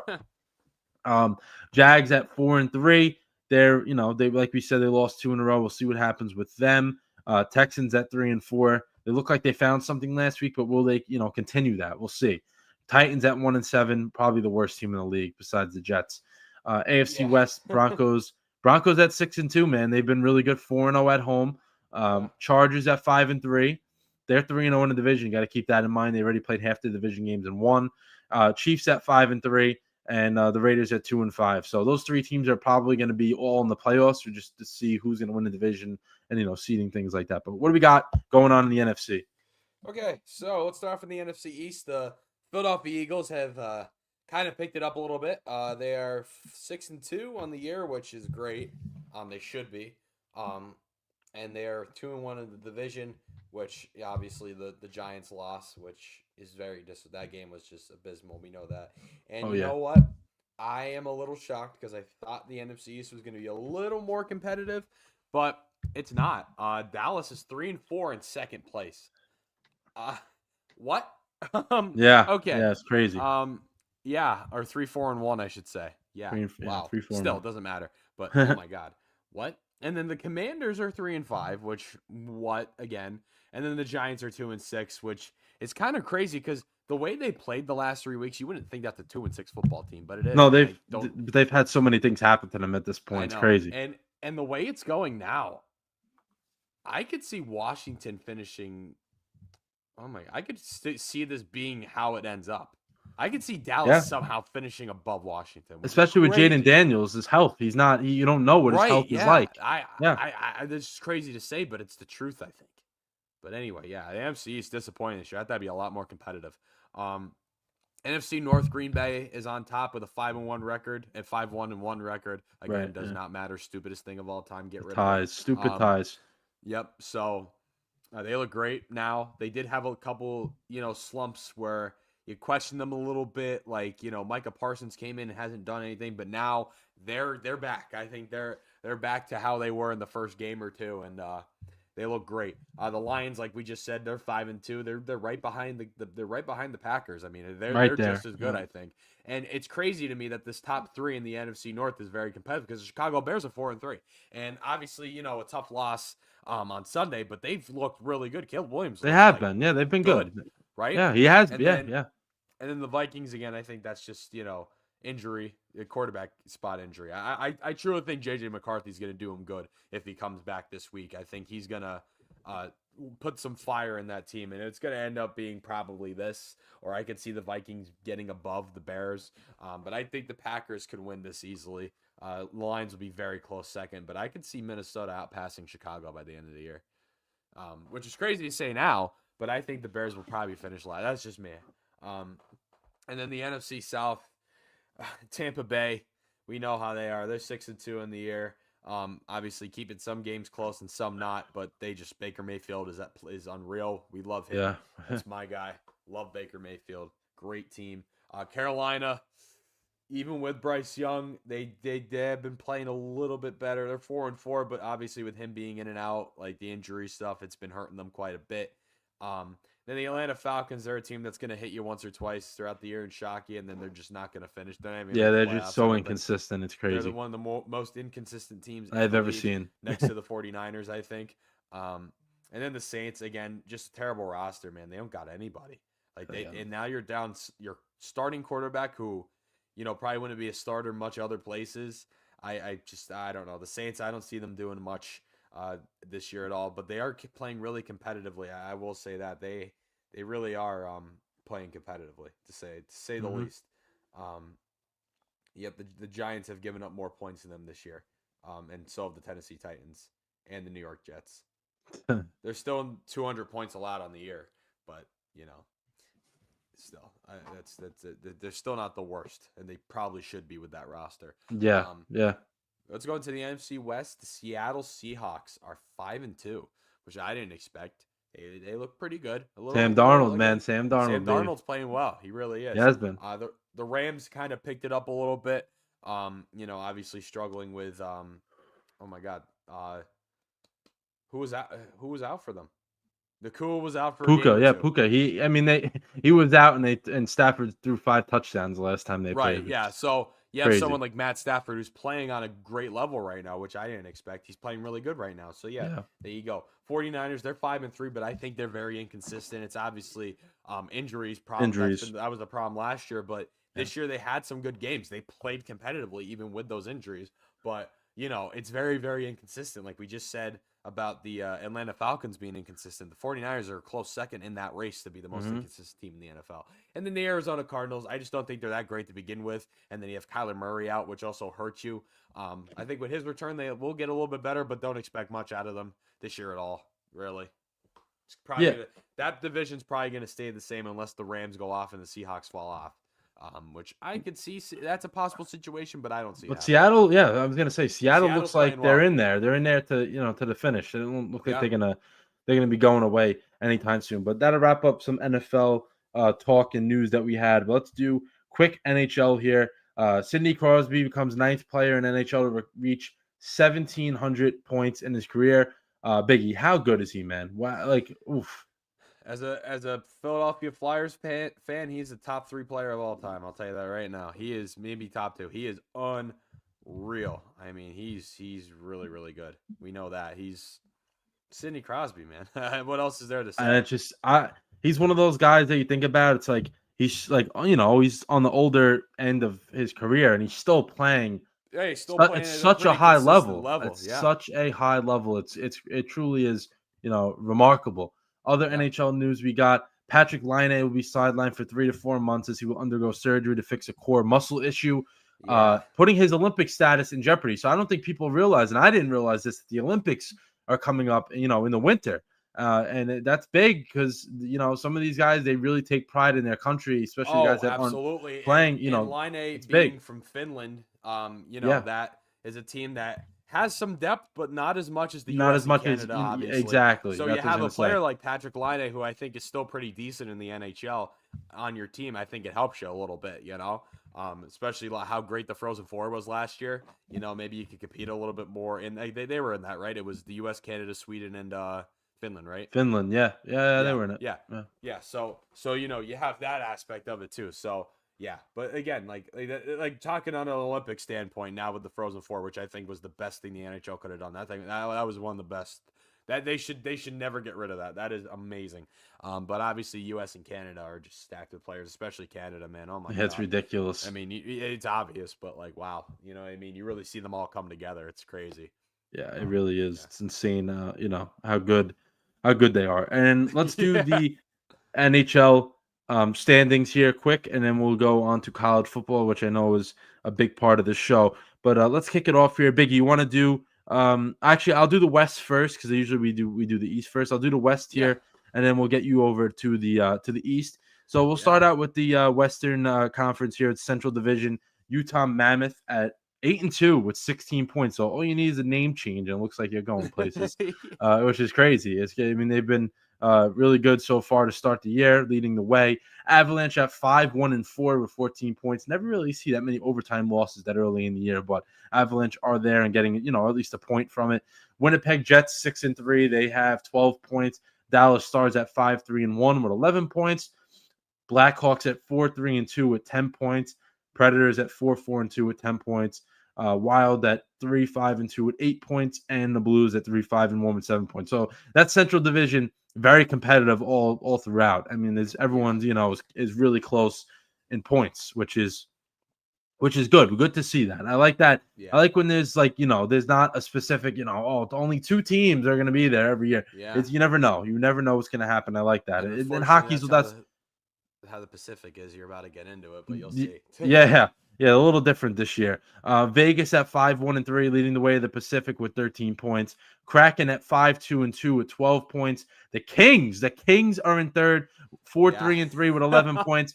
The record isn't pretty, but they are in third place They somehow. are in So good for third. them. Yes. Which I don't think any of us expected Nope. coming into this. Not at all. Vancouver Canucks at 5-5 with 10 points. They got to pick it up a little bit. I didn't think we were going to be good, but they got to. I think they could be a little better than that. Yeah, we didn't think the Kings would be ahead of them or the Kraken even. I did not expect that. Yeah, I did not expect that at all. Edmonton Oilers at 4-4-2 with 10 points, so they haven't been good to start the year.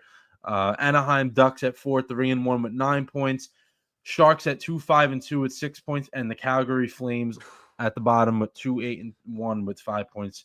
Yeah, what Man, a bad start for Calgary. Oh man. oof, yeah, and of course Yeah. my Rangers lost to those two teams, Sharks and Calgary. Yeah. All right, what do we got in the East? All right, so let's start in the Atlantic Division. The Montreal Canadiens are 7-3 with 14 points. They've been Biggie. If you had, I don't want to cut you off here. I'm sorry about Yeah, that, go but ahead. biggest surprise of the league, they probably are up there. No, Oh yeah, next to the LA Kings right now. Yeah, absolutely. yeah, them I too. agree The 100%. Kings are Yeah, shocking, but I don't think yeah. anybody expected the Canadians to be, this good 7-3 so far. Yeah, leading the Atlantic Division right now. And then the Detroit Red Wings are playing a lot better hockey too. They look pretty good as well. Yeah, They're in there at second place, and the Ottawa Senators have 11 points this year. What's going on? The Ottawa Senators are third in the Atlantic Division. What? I know. That's what I'm saying. What? The Canadians Okay. and the Senators, man. What? Look at this. Is Canadians hockey teams finally picking it back up a little bit? The Florida Panthers and Toronto Maple Leafs are the Toronto has 11 points, Florida has 10. Again, I think Toronto they're still pretty decent. Obviously, I still think that Mitch Marner, you lose him and it hurts you a little bit. But they still have a great roster, still a very deep roster. I think Toronto has always had one of the deepest rosters in the NHL for the last couple of years. And then the Florida Panthers, I don't know what that. I mean, they're 5-5. They have 10 points. They're It's the still championship in the race, hangover. obviously. Yeah, championship hangover, back-to-back championship hangover. Yeah, that's a little And different. then even you look at it last year, you didn't think they were going to win the whole thing, but they did. They did. You know They find a way. Yeah, we'll see if they can do what Tampa Bay did. You know what I mean? We'll see. Yeah. But yeah, and then the Buffalo Sabres have 9 points on the year. 4-4-1. There we go. Let's go Sabres, baby. They're starting to pick it up a little bit. A little bit. I just don't think that they're very good. To be honest with you, I mean, Tage Thompson is really, your team there, but otherwise they're just they're just not very good. Tampa Bay hasn't been the same since they won those cups. They're just not a great team. And then Boston is the Bruins have officially fallen off. Yeah, we said this. We said that teams have good runs and eventually it's going to come to an end. And we saw it last year, start of it, and now this is probably what they're going to be. Right here. This is the downfall of the Boston Bruins. Right. All right, and then let's get into the Metro, which we always know is very competitive. It's about the same, honestly, as the Atlantic right now, at least. The pretty New Jersey competitive, Devils are 8-1. Good team so far. Now, here's the problem with the New Jersey Devils. You ready for this? They're gonna look great now, and then once we hit February or January, will they still be this good? Done. It's gonna happen. It always happens. Yeah, because Devils fans, they get excited, man. Like they're 8-1 right now. They have the technically the best record in the tied with the most points, but definitely the best record. Yeah, they got the best record by half. Obviously, yeah, but they have the best record. So will we see the same Devils? Will we see the same play from the Devils in January and February? Probably not. That's been the case for the last 3 years for the New Jersey Devils. Yeah. Let's hope they can keep that up. And then the Pittsburgh Penguins, shocking a lot of people. They're 7-2-1 this year. They have 15 points already. Yeah, they're good. They just beat them in overtime, though. By the way, let's go 3-2. We just beat the Pens in overtime. Always love to beat the Pittsburgh Penguins. It's always a great win when you beat the Pittsburgh Penguins. Always a great time. But yeah, no, they're 7-2-1. They obviously got the point from tonight. But wow, they're shocking me because obviously that old core, I didn't expect much out of them, especially for the way they were last year. Toward like the way they were last year. Yeah. But they're playing well. They really are. Shocking a lot of people. Carolina in third. They're still very competitive. That's a very good hockey team. I think they did have a year or two where they were kind of off, like a little bit down, because they kind of came out of nowhere. Carolina, because they were bad for a little bit. They were bottom of the league, and then all of a sudden they just they just became, very very good. And then last year and the year before, a little inconsistencies, but they're back up there. The Washington Capitals, coming off the season they had last year, historic season. They're tied with the Carolina for 12 points, 6-3 on the year. I just think they have a really good team. They're going to stay competitive. And then the New York Islanders, man, they're 4-3-1. They have 9 points on the year. And so are the Philadelphia Flyers. I mean, I think the thing with the Flyers right now is they're playing a lot. They look a lot better than they did last year. Mm-hmm. They Which is a absolutely positive. do. Yeah. There are definitely some positives. I don't want to go too much into it. I'm gonna save it for the how you doing. Okay. All right. But, yeah. So I don't want to talk too much about the Flyers there. And then the Columbus Blue Jackets, they're 4-4. They definitely could be a lot better. Absolutely. Unfortunate of how they could have been better. Johnny Hockey, obviously, still one of the most biggest tragedies in sports, I think. Yeah. And then the New York Rangers. Oh man, what is going on with the Rangers? They truly can't score. They can't. I mean, they cannot score. Let's see their stats. Yeah, they've put up 22 goals, and they've allowed 26. -4 difference there. Yeah, I don't know. Let's see. I just want to compare it to some other teams. Yeah, they've put up the least amount of goals so far this year. I was gonna say they have like 2 goals a game, right? And then ahead of them is Calgary with 24, and then they have a -15. The Rangers have played defensively pretty good, but they just pretty good, score. but cannot score. Nope. But yeah, Metro's a little. The Atlantic right now is a little bit better than the Metro right now, which we talked about at the beginning of the season. The Metro is always way more competitive than the Atlantic, but the Atlantic looks really good right now, and it's wide open. Or this early in the season, it's wide open. Yeah, it's a good thing for the sport. Usually, like you said, absolutely. When you get more teams like that are good, it's also the beginning. In a few weeks from now when we do this again, it could be a little separation. But at least for the beginning, we get to see we get to see some good things there. But let's move to college football here. So our last main topic, then we'll hit how you doing, and then we'll give our pick 'em to round out the show. But Brian Kelly, welcome to the club. I mean, he's had another coach fired. I think, Biggie, for the past month we've done the show, we've had a head coach firing that we led off basically talking about. Brian Kelly, LSU underperforming. And I want you to take this one away here, but Brian Kelly just wasn't able to get over the hump there, and he left Notre Dame because he thought he would have been able to be, a championship coach, and he got worse when he went. No, he's not, and I know, I know Notre Dame fans hate him. I know you guys do. It's the way he left. He didn't do it with class, Well, yeah, right. No, he absolutely didn't. And he's never done anything with class. Let's be honest here. No, I agree. And he's not that type of coach. I don't know where that rhetoric came from. Obviously, you coach at Notre Dame. You're the best ever, right? Yeah. Sorry, but it's just the truth. Come on, you know it. Don't deny that. Come on, right? No, I know. You're held to a certain pedigree when you coach. You are.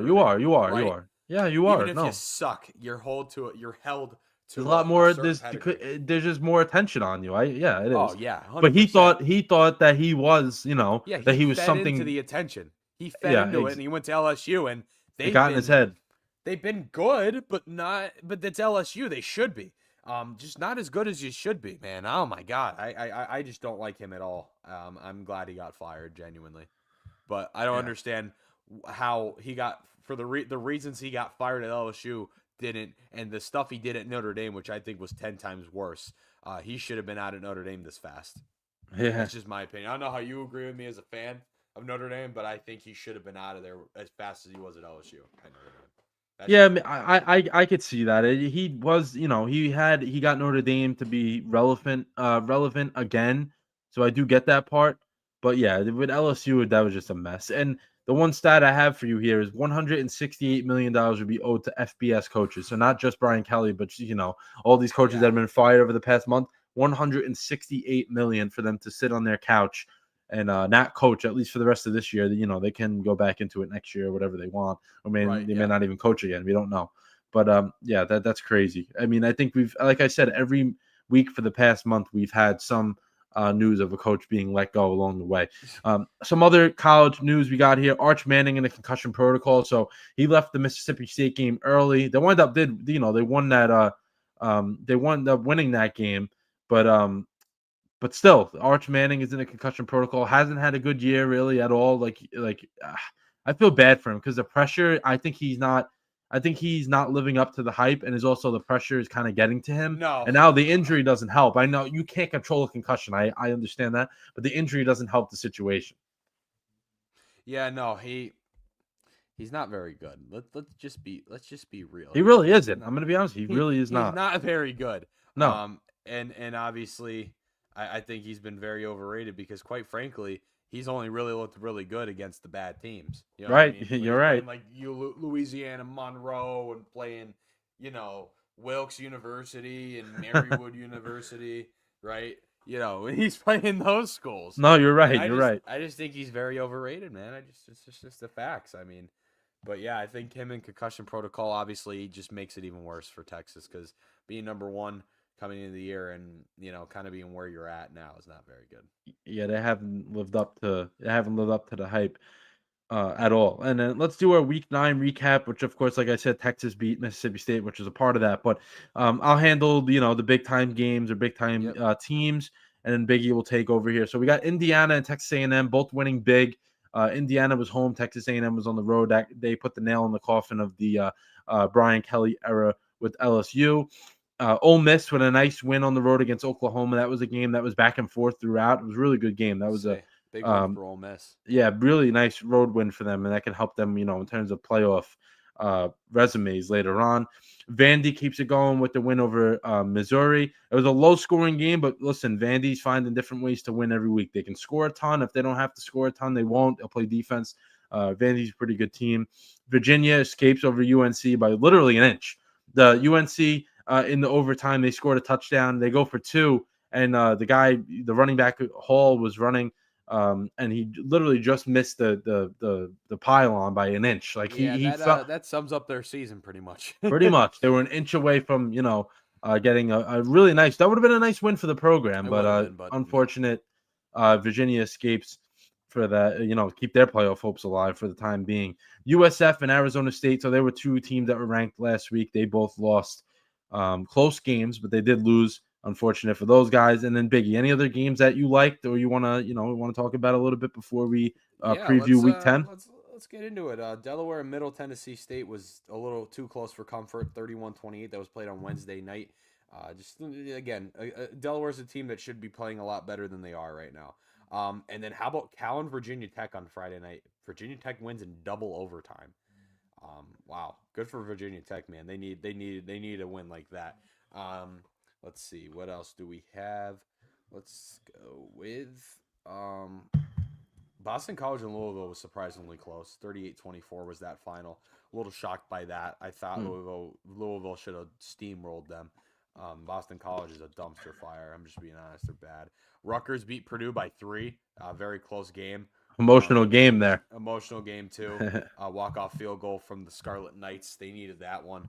I think, they're 4-4 on the year, but they've had some very disappointing losses. And obviously playing some of the Big Ten opponents, are very good. And, that's just – it doesn't help you. And then SMU and Wake Forest, 1-point game. Wake Forest beats SMU. They snapped that winning streak of SMU. SMU, how many was it? I think that was a 9-game, like a 9-game win streak in the ACC. Yeah, absolutely crazy. And then Kent State beat Bowling Green. Bowling Green has fallen off, to say the least. They were, pretty good in the MAC. They lose to Central Michigan 27-6 last week, and then you go out and you lose to Kent State on the road. I mean, come on. Kent State's awful. Kent State is bad. That's a bad team. And then you hear me talk about the Buffalo Bulls, right? Yeah, rough loss. They lost to Akron.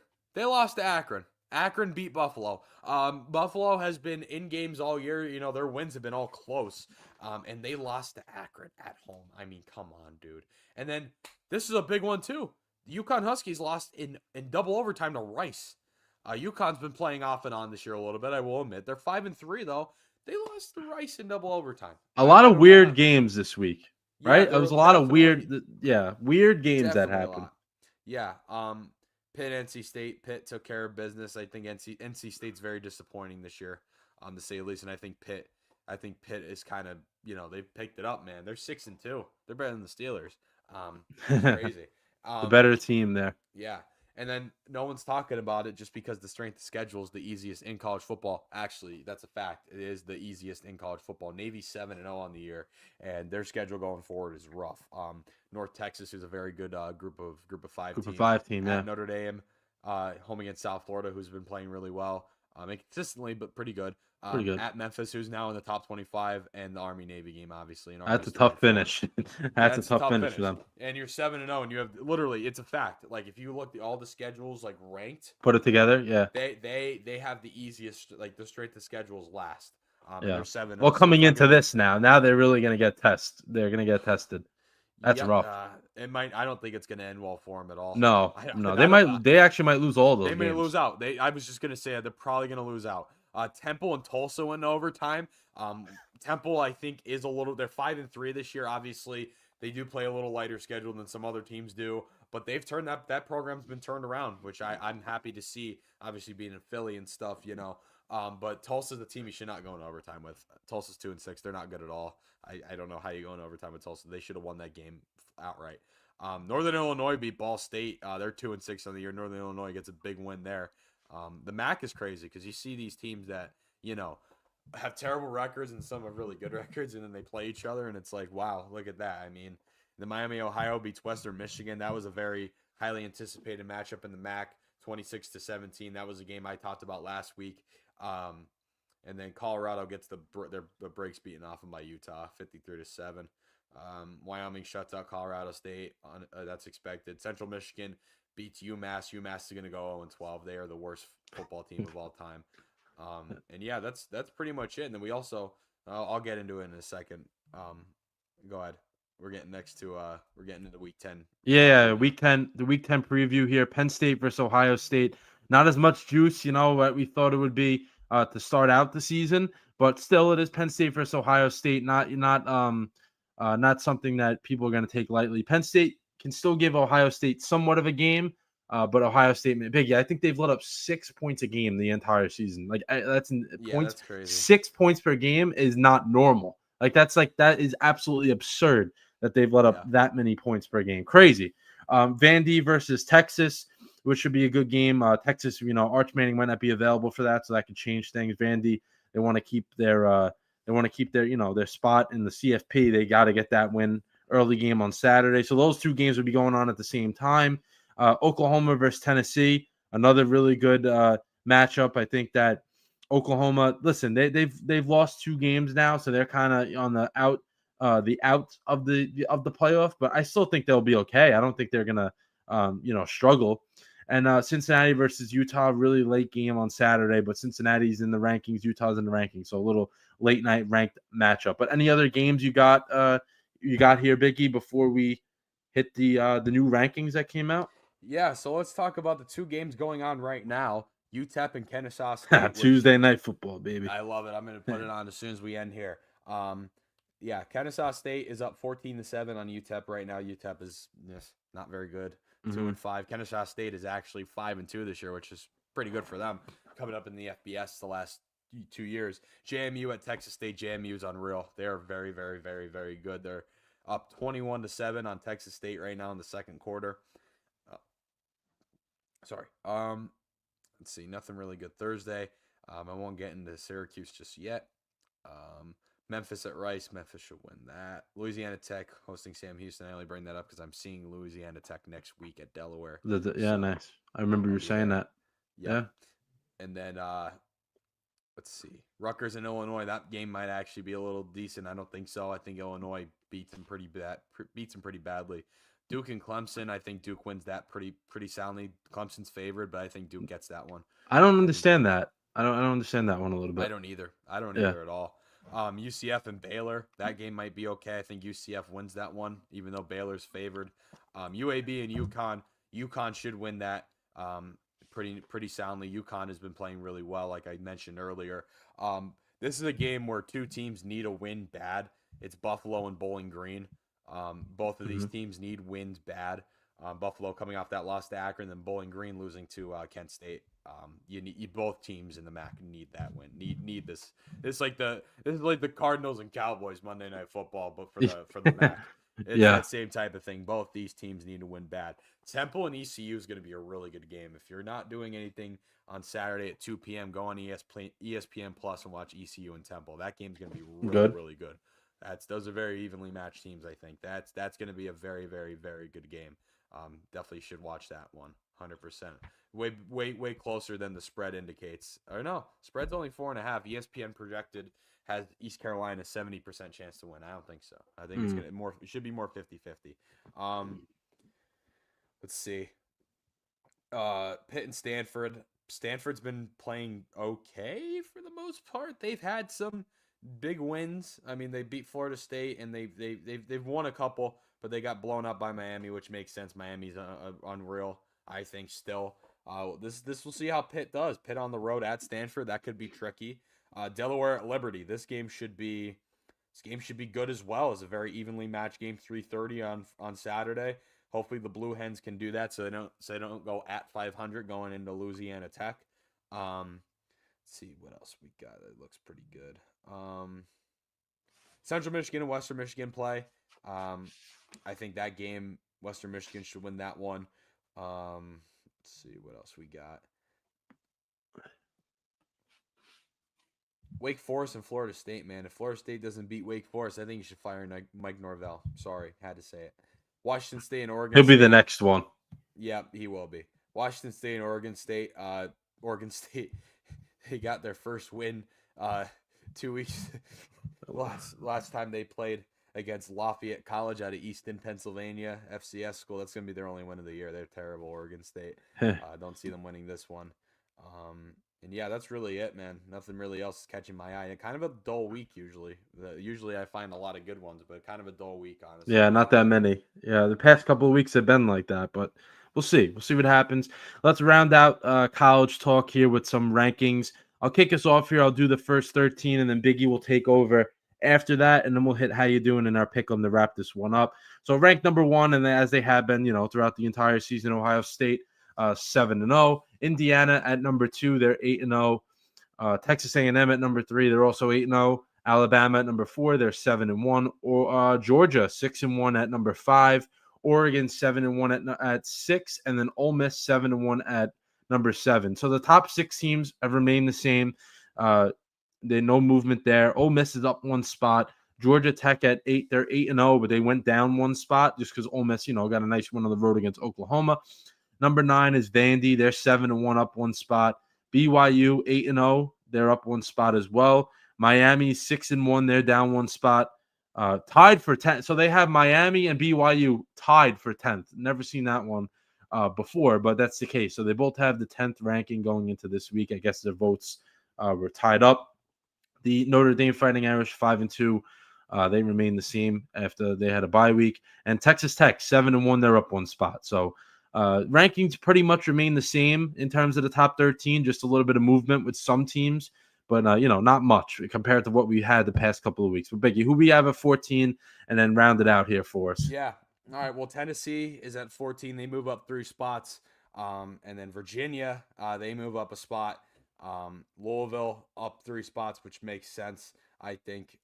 Cincinnati still in there, 4 spots. They're 7-1 on the year. They're playing great. Oklahoma drops 5, which makes sense. You lose a game, obviously to a good team, but I think you should move down 5 spots for that still. Missouri 6-2 on the year, down 4 spots. Texas up 2. I don't think they finish in the top 25. That's just me. I don't think they do. Michigan up 4 spots. Michigan is playing pretty good football. They're still Michigan. I'm telling you right now. It's one of those teams that I think still is, still good. And no matter what, though, they're going to be good. Houston at 22, no movement in the 22, 25. Houston, USC, Utah, and Memphis. And then others receiving votes. Navy's receiving 86 votes, which I could see maybe receiving votes, but not in the top 25 just because of their strength of schedule, and their schedule going forward is not favorable at all. Tulane with 59, I think that's a team you can make an argument for more than Navy, I think. Washington also, a team that maybe you can make an argument for with 46. Iowa with 27, which, not really. Yeah. South Florida with 22, they're too inconsistent, I think. San Diego State with 14. Okay, maybe LSU with 11. No. She got none. Nope. James Madison with 9, which makes sense, but again, that's another scheduling thing, I think. But James Madison is very good. North Texas with 4, again, being a group of 5 school. Illinois with 3, who have really fallen off, to say the least. And then Pitt Hmm. with 1. If Pitt wins by, I'll say this right now, if Pitt wins by 30 points this upcoming week, Hmm. I'd say put him in the top 25. All right, That's just we'll me. see. Put him in there. Because I don't know when the Notre Dame game is. When is it? A few weeks. They still have a few Yeah. weeks in Okay. between. Yeah, Yeah. they still So have a I few mean, weeks in between. you better hope that they keep winning until then, because I then hope you're so. setting Yeah, I'm up a rooting for great them. game. And if Yeah, you win, then it'll Notre look Dame should nice. win. That's a team Notre Dame should beat. So Yeah, yeah, that we'll can help see. your guys' case to get in the playoffs. Yeah, 100%. Let's do how you doing now, and then we'll do our pick 'em to end it off. I'll do mine quickly here. I don't really have that much to talk about. Nothing really on the Mets front. Rangers have sucked so far. They need to score more goals. Like you said before, they scored 22 goals in 10 games, so it's like 2 a game. That's not That's good. bad. And they're on a road trip right now, so the road trips can either make or break your team. So it's either you start off really bad in the beginning of the year where it's tough to make up for it, or you can get yourself righted in the right direction and get this thing going. So they need to figure out. They have, I'm not saying they have a great team, but they definitely have a better team than what their record is reflecting so far. Notre Dame coming off the bye week this week against BC on the road. That game, I think they're like a huge favorite, as they should be, and they should take care of them. The fourth quarter of that game should be literally like walk-ons should be in the game. That's what I think they should do to them, to BC. Then with the Jets, good win from the Jets. They're on a bye week this week, so I won't have anything to get upset about, for a couple of weeks with them. But it was nice to see them get a win. That's all I have to say. Nice to see them get finally get a win, because it's. I know the season's not going anywhere, but you still need to win games. Like it's not good for your team to not win anything. Like it's just not Right. Right. not good vibes, as people say, not good vibes. And nice to see them get a win on the board. And the way they did it, it was a tough, hard fought victory. They didn't give up. Brees Hall with a touchdown at the end, which we talked about before, is crazy, but good for them. And then with the Knicks, Knicks are 2-1 on the year. They're actually playing right now, playing against the Bucks. They're almost at halftime, so that game's going to be at halftime very soon.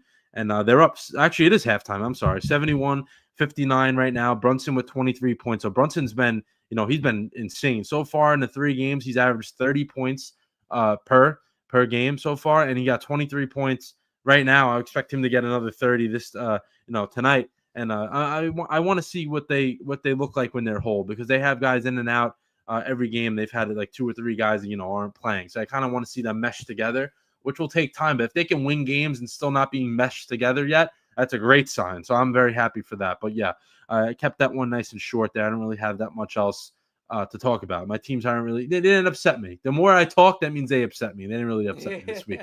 So Well, yeah, Biggie, what do you got? I honestly don't have much to talk about on it. I just have given up at this point. Obviously, Georgia Tech is good. Let's not deny that they are. But Ricky Collins, get him out. Like, we're playing a game that, I think we should win. We're only favored by 2.5. I think we should be underdogs in this game at the way we're playing. UNC Friday night.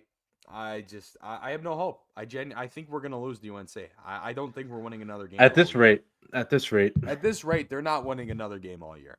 Ricky Collins is terrible. I'm just being honest. He's not good. Please give Luke Carney a shot. Please. Anybody else?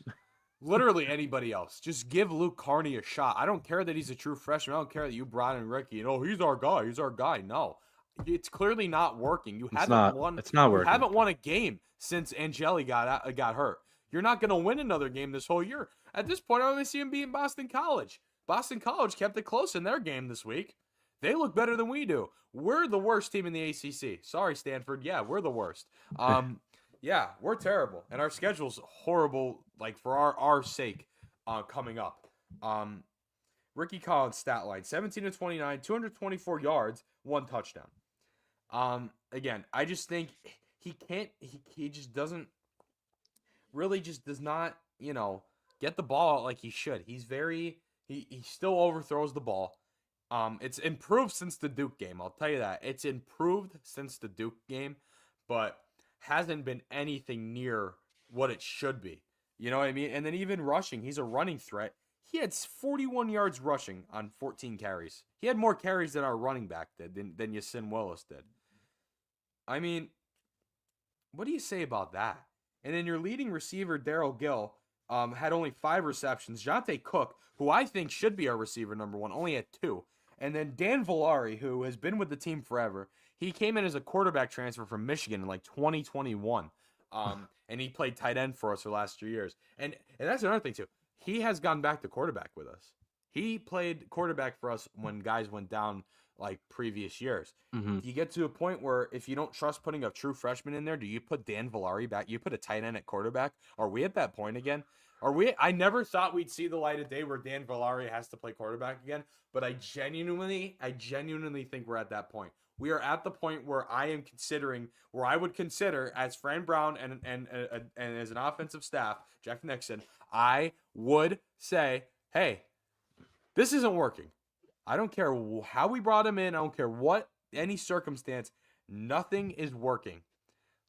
If we don't trust putting a true freshman in there who I think has played great in his time when he was in against Pitt, took him out, terrible management situation against Pitt there. Maybe put Dan Villari. Are we at the point where I thought we'd never see this again? Dan Villari going at quarterback. It's possible. We might see a number 89 at quarterback on Friday night. We might. Again, I don't think Syracuse is beating UNC. Sorry, I just don't. I know it sounds crazy. This is the one that we have to win and the last game, but I don't see. I don't see him doing it at all. And then when you suck on offense, your defense, which is actually kind of decent, looked really good against Pitt. Can't do really anything. And then Georgia Tech's good. Georgia Tech's a good team, but we got to compete more, man. We got to compete with those teams. You know what I mean? Like it's just like it's just I thought the program rised, and obviously it's just a developmental thing. And Ricky Collins is terrible, but you need to do something, man. You can't just keep him out there. You can't. It's frustrating because he's still out there, and he's still. I just don't get it. Like, give Carney a shot, and if you don't feel comfortable putting a true freshman in, please just, for the love of God, just get him out. Like, I don't care if Dan Villari's back in. Something different. Something different. Like, seriously, it's not working. We're not making a bowl game. Fix it. Seriously. Like, unbelievable, dude. The Flyers, though, won tonight. They're, again, like I said, a little developmental year for them. They have a young core. They did win tonight. They beat the Penguins in overtime, which is always something you need, and you get the overtime win, too. That's more points. So, yeah. I think, and it was a shootout, actually. I'm sorry, not overtime, shootout, same thing. You know what I mean? This is a shootout. Yeah, I got you. Still got the win. Got 2 points. He got points, obviously. They beat the Islanders in a shootout the last game on Saturday, so 2 shootouts in a row. They lost to the Ottawa Senators the Thursday before that, and then they beat the Kraken 5-2. Great game from them, and then they went to overtime with Minnesota before that. Lost to the Jets, which I think is kind of reasonable. Beat Florida. You know, I already went through all those games. They have the Predators next on Thursday. Nashville's kind of, that should be a good game. But the Flyers, man, they're just, they're young. They have a young team. And like I've been saying, Sean Couturier leads the team in points right now with 8. That's our team captain. And that's someone who hasn't been playing as well the last year or two. And then Zegras has 6 assists this year. Tippett has 5 goals. Tyson Forrester has a plus-minus of 6. Wow. So Tyson Forrester's playing really well right now, to say the least. But yeah, Couturier has 8. Zegras has 8 as well. He has how many goals on the season? He has oh my God, where is it? he has how many goals does he have? Oh my God. He has 2 goals in the year. 2 goals in the year. Yeah, so I mean, pretty spread out. Tippett has 5, like I said. Travis Konechny has 1. Sandheim has a goal this year. Cam York, obviously a defenseman. He's been playing pretty well for us. Michkov's been a little quiet, honestly. For him being the best rookie in the NHL last year, he's been quiet. He has been. He's been quiet so far. Zegras has kind of taken that role of the team now. I'm telling you, Couturier right now is our best player. But again, you have guys behind him that are playing great. I mean, Tyson Forrester, like I said, has been playing well. And then Zegras. Noah Cates has been playing really well, too. That's another guy. TK's a little, I think TK's he's our guy, but he's inconsistent. You know what I mean? He's a little inconsistent sometimes. Like I said, Cam York on defense, Draisaitl on defense. But yeah, Michkov's been quiet. And then talk about goaltending, man. I'm very, very impressed with Dan Vladar. Dan Vladar has been playing great. Sam Harrison, I'm not. Again, I think I said it last week. I hope this finally opens some eyes where it's like, maybe Sam Harrison's not that guy, and I don't think he is. Vladar is a 3-2 record, and he has a save percentage of .932. And he's played 5 games for us, so I think he's been playing really well, and I think it's something we needed. We needed a decent, not even an elite goaltender. We needed a decent, good goaltender, and I think that's what Vladar is. So it's helping us. And then the Eagles, like I mentioned already, they're back to business. Hopefully they can roll through the rest of the year and do some damage in the playoffs once again. All right, so yeah, we're both feeling, you're feeling better than me, but because your football team, the Eagles are doing well. But at least we both, we're feeling good, which is a good thing. Let's clear this episode out here with the pick'em. So last week we did both pick the Steelers and we lost for that game that we had. So I'm at 12-9, you're at 9-12 now. This week we're gonna do the Chiefs versus the Bills game, the best game by far, I think, of the week.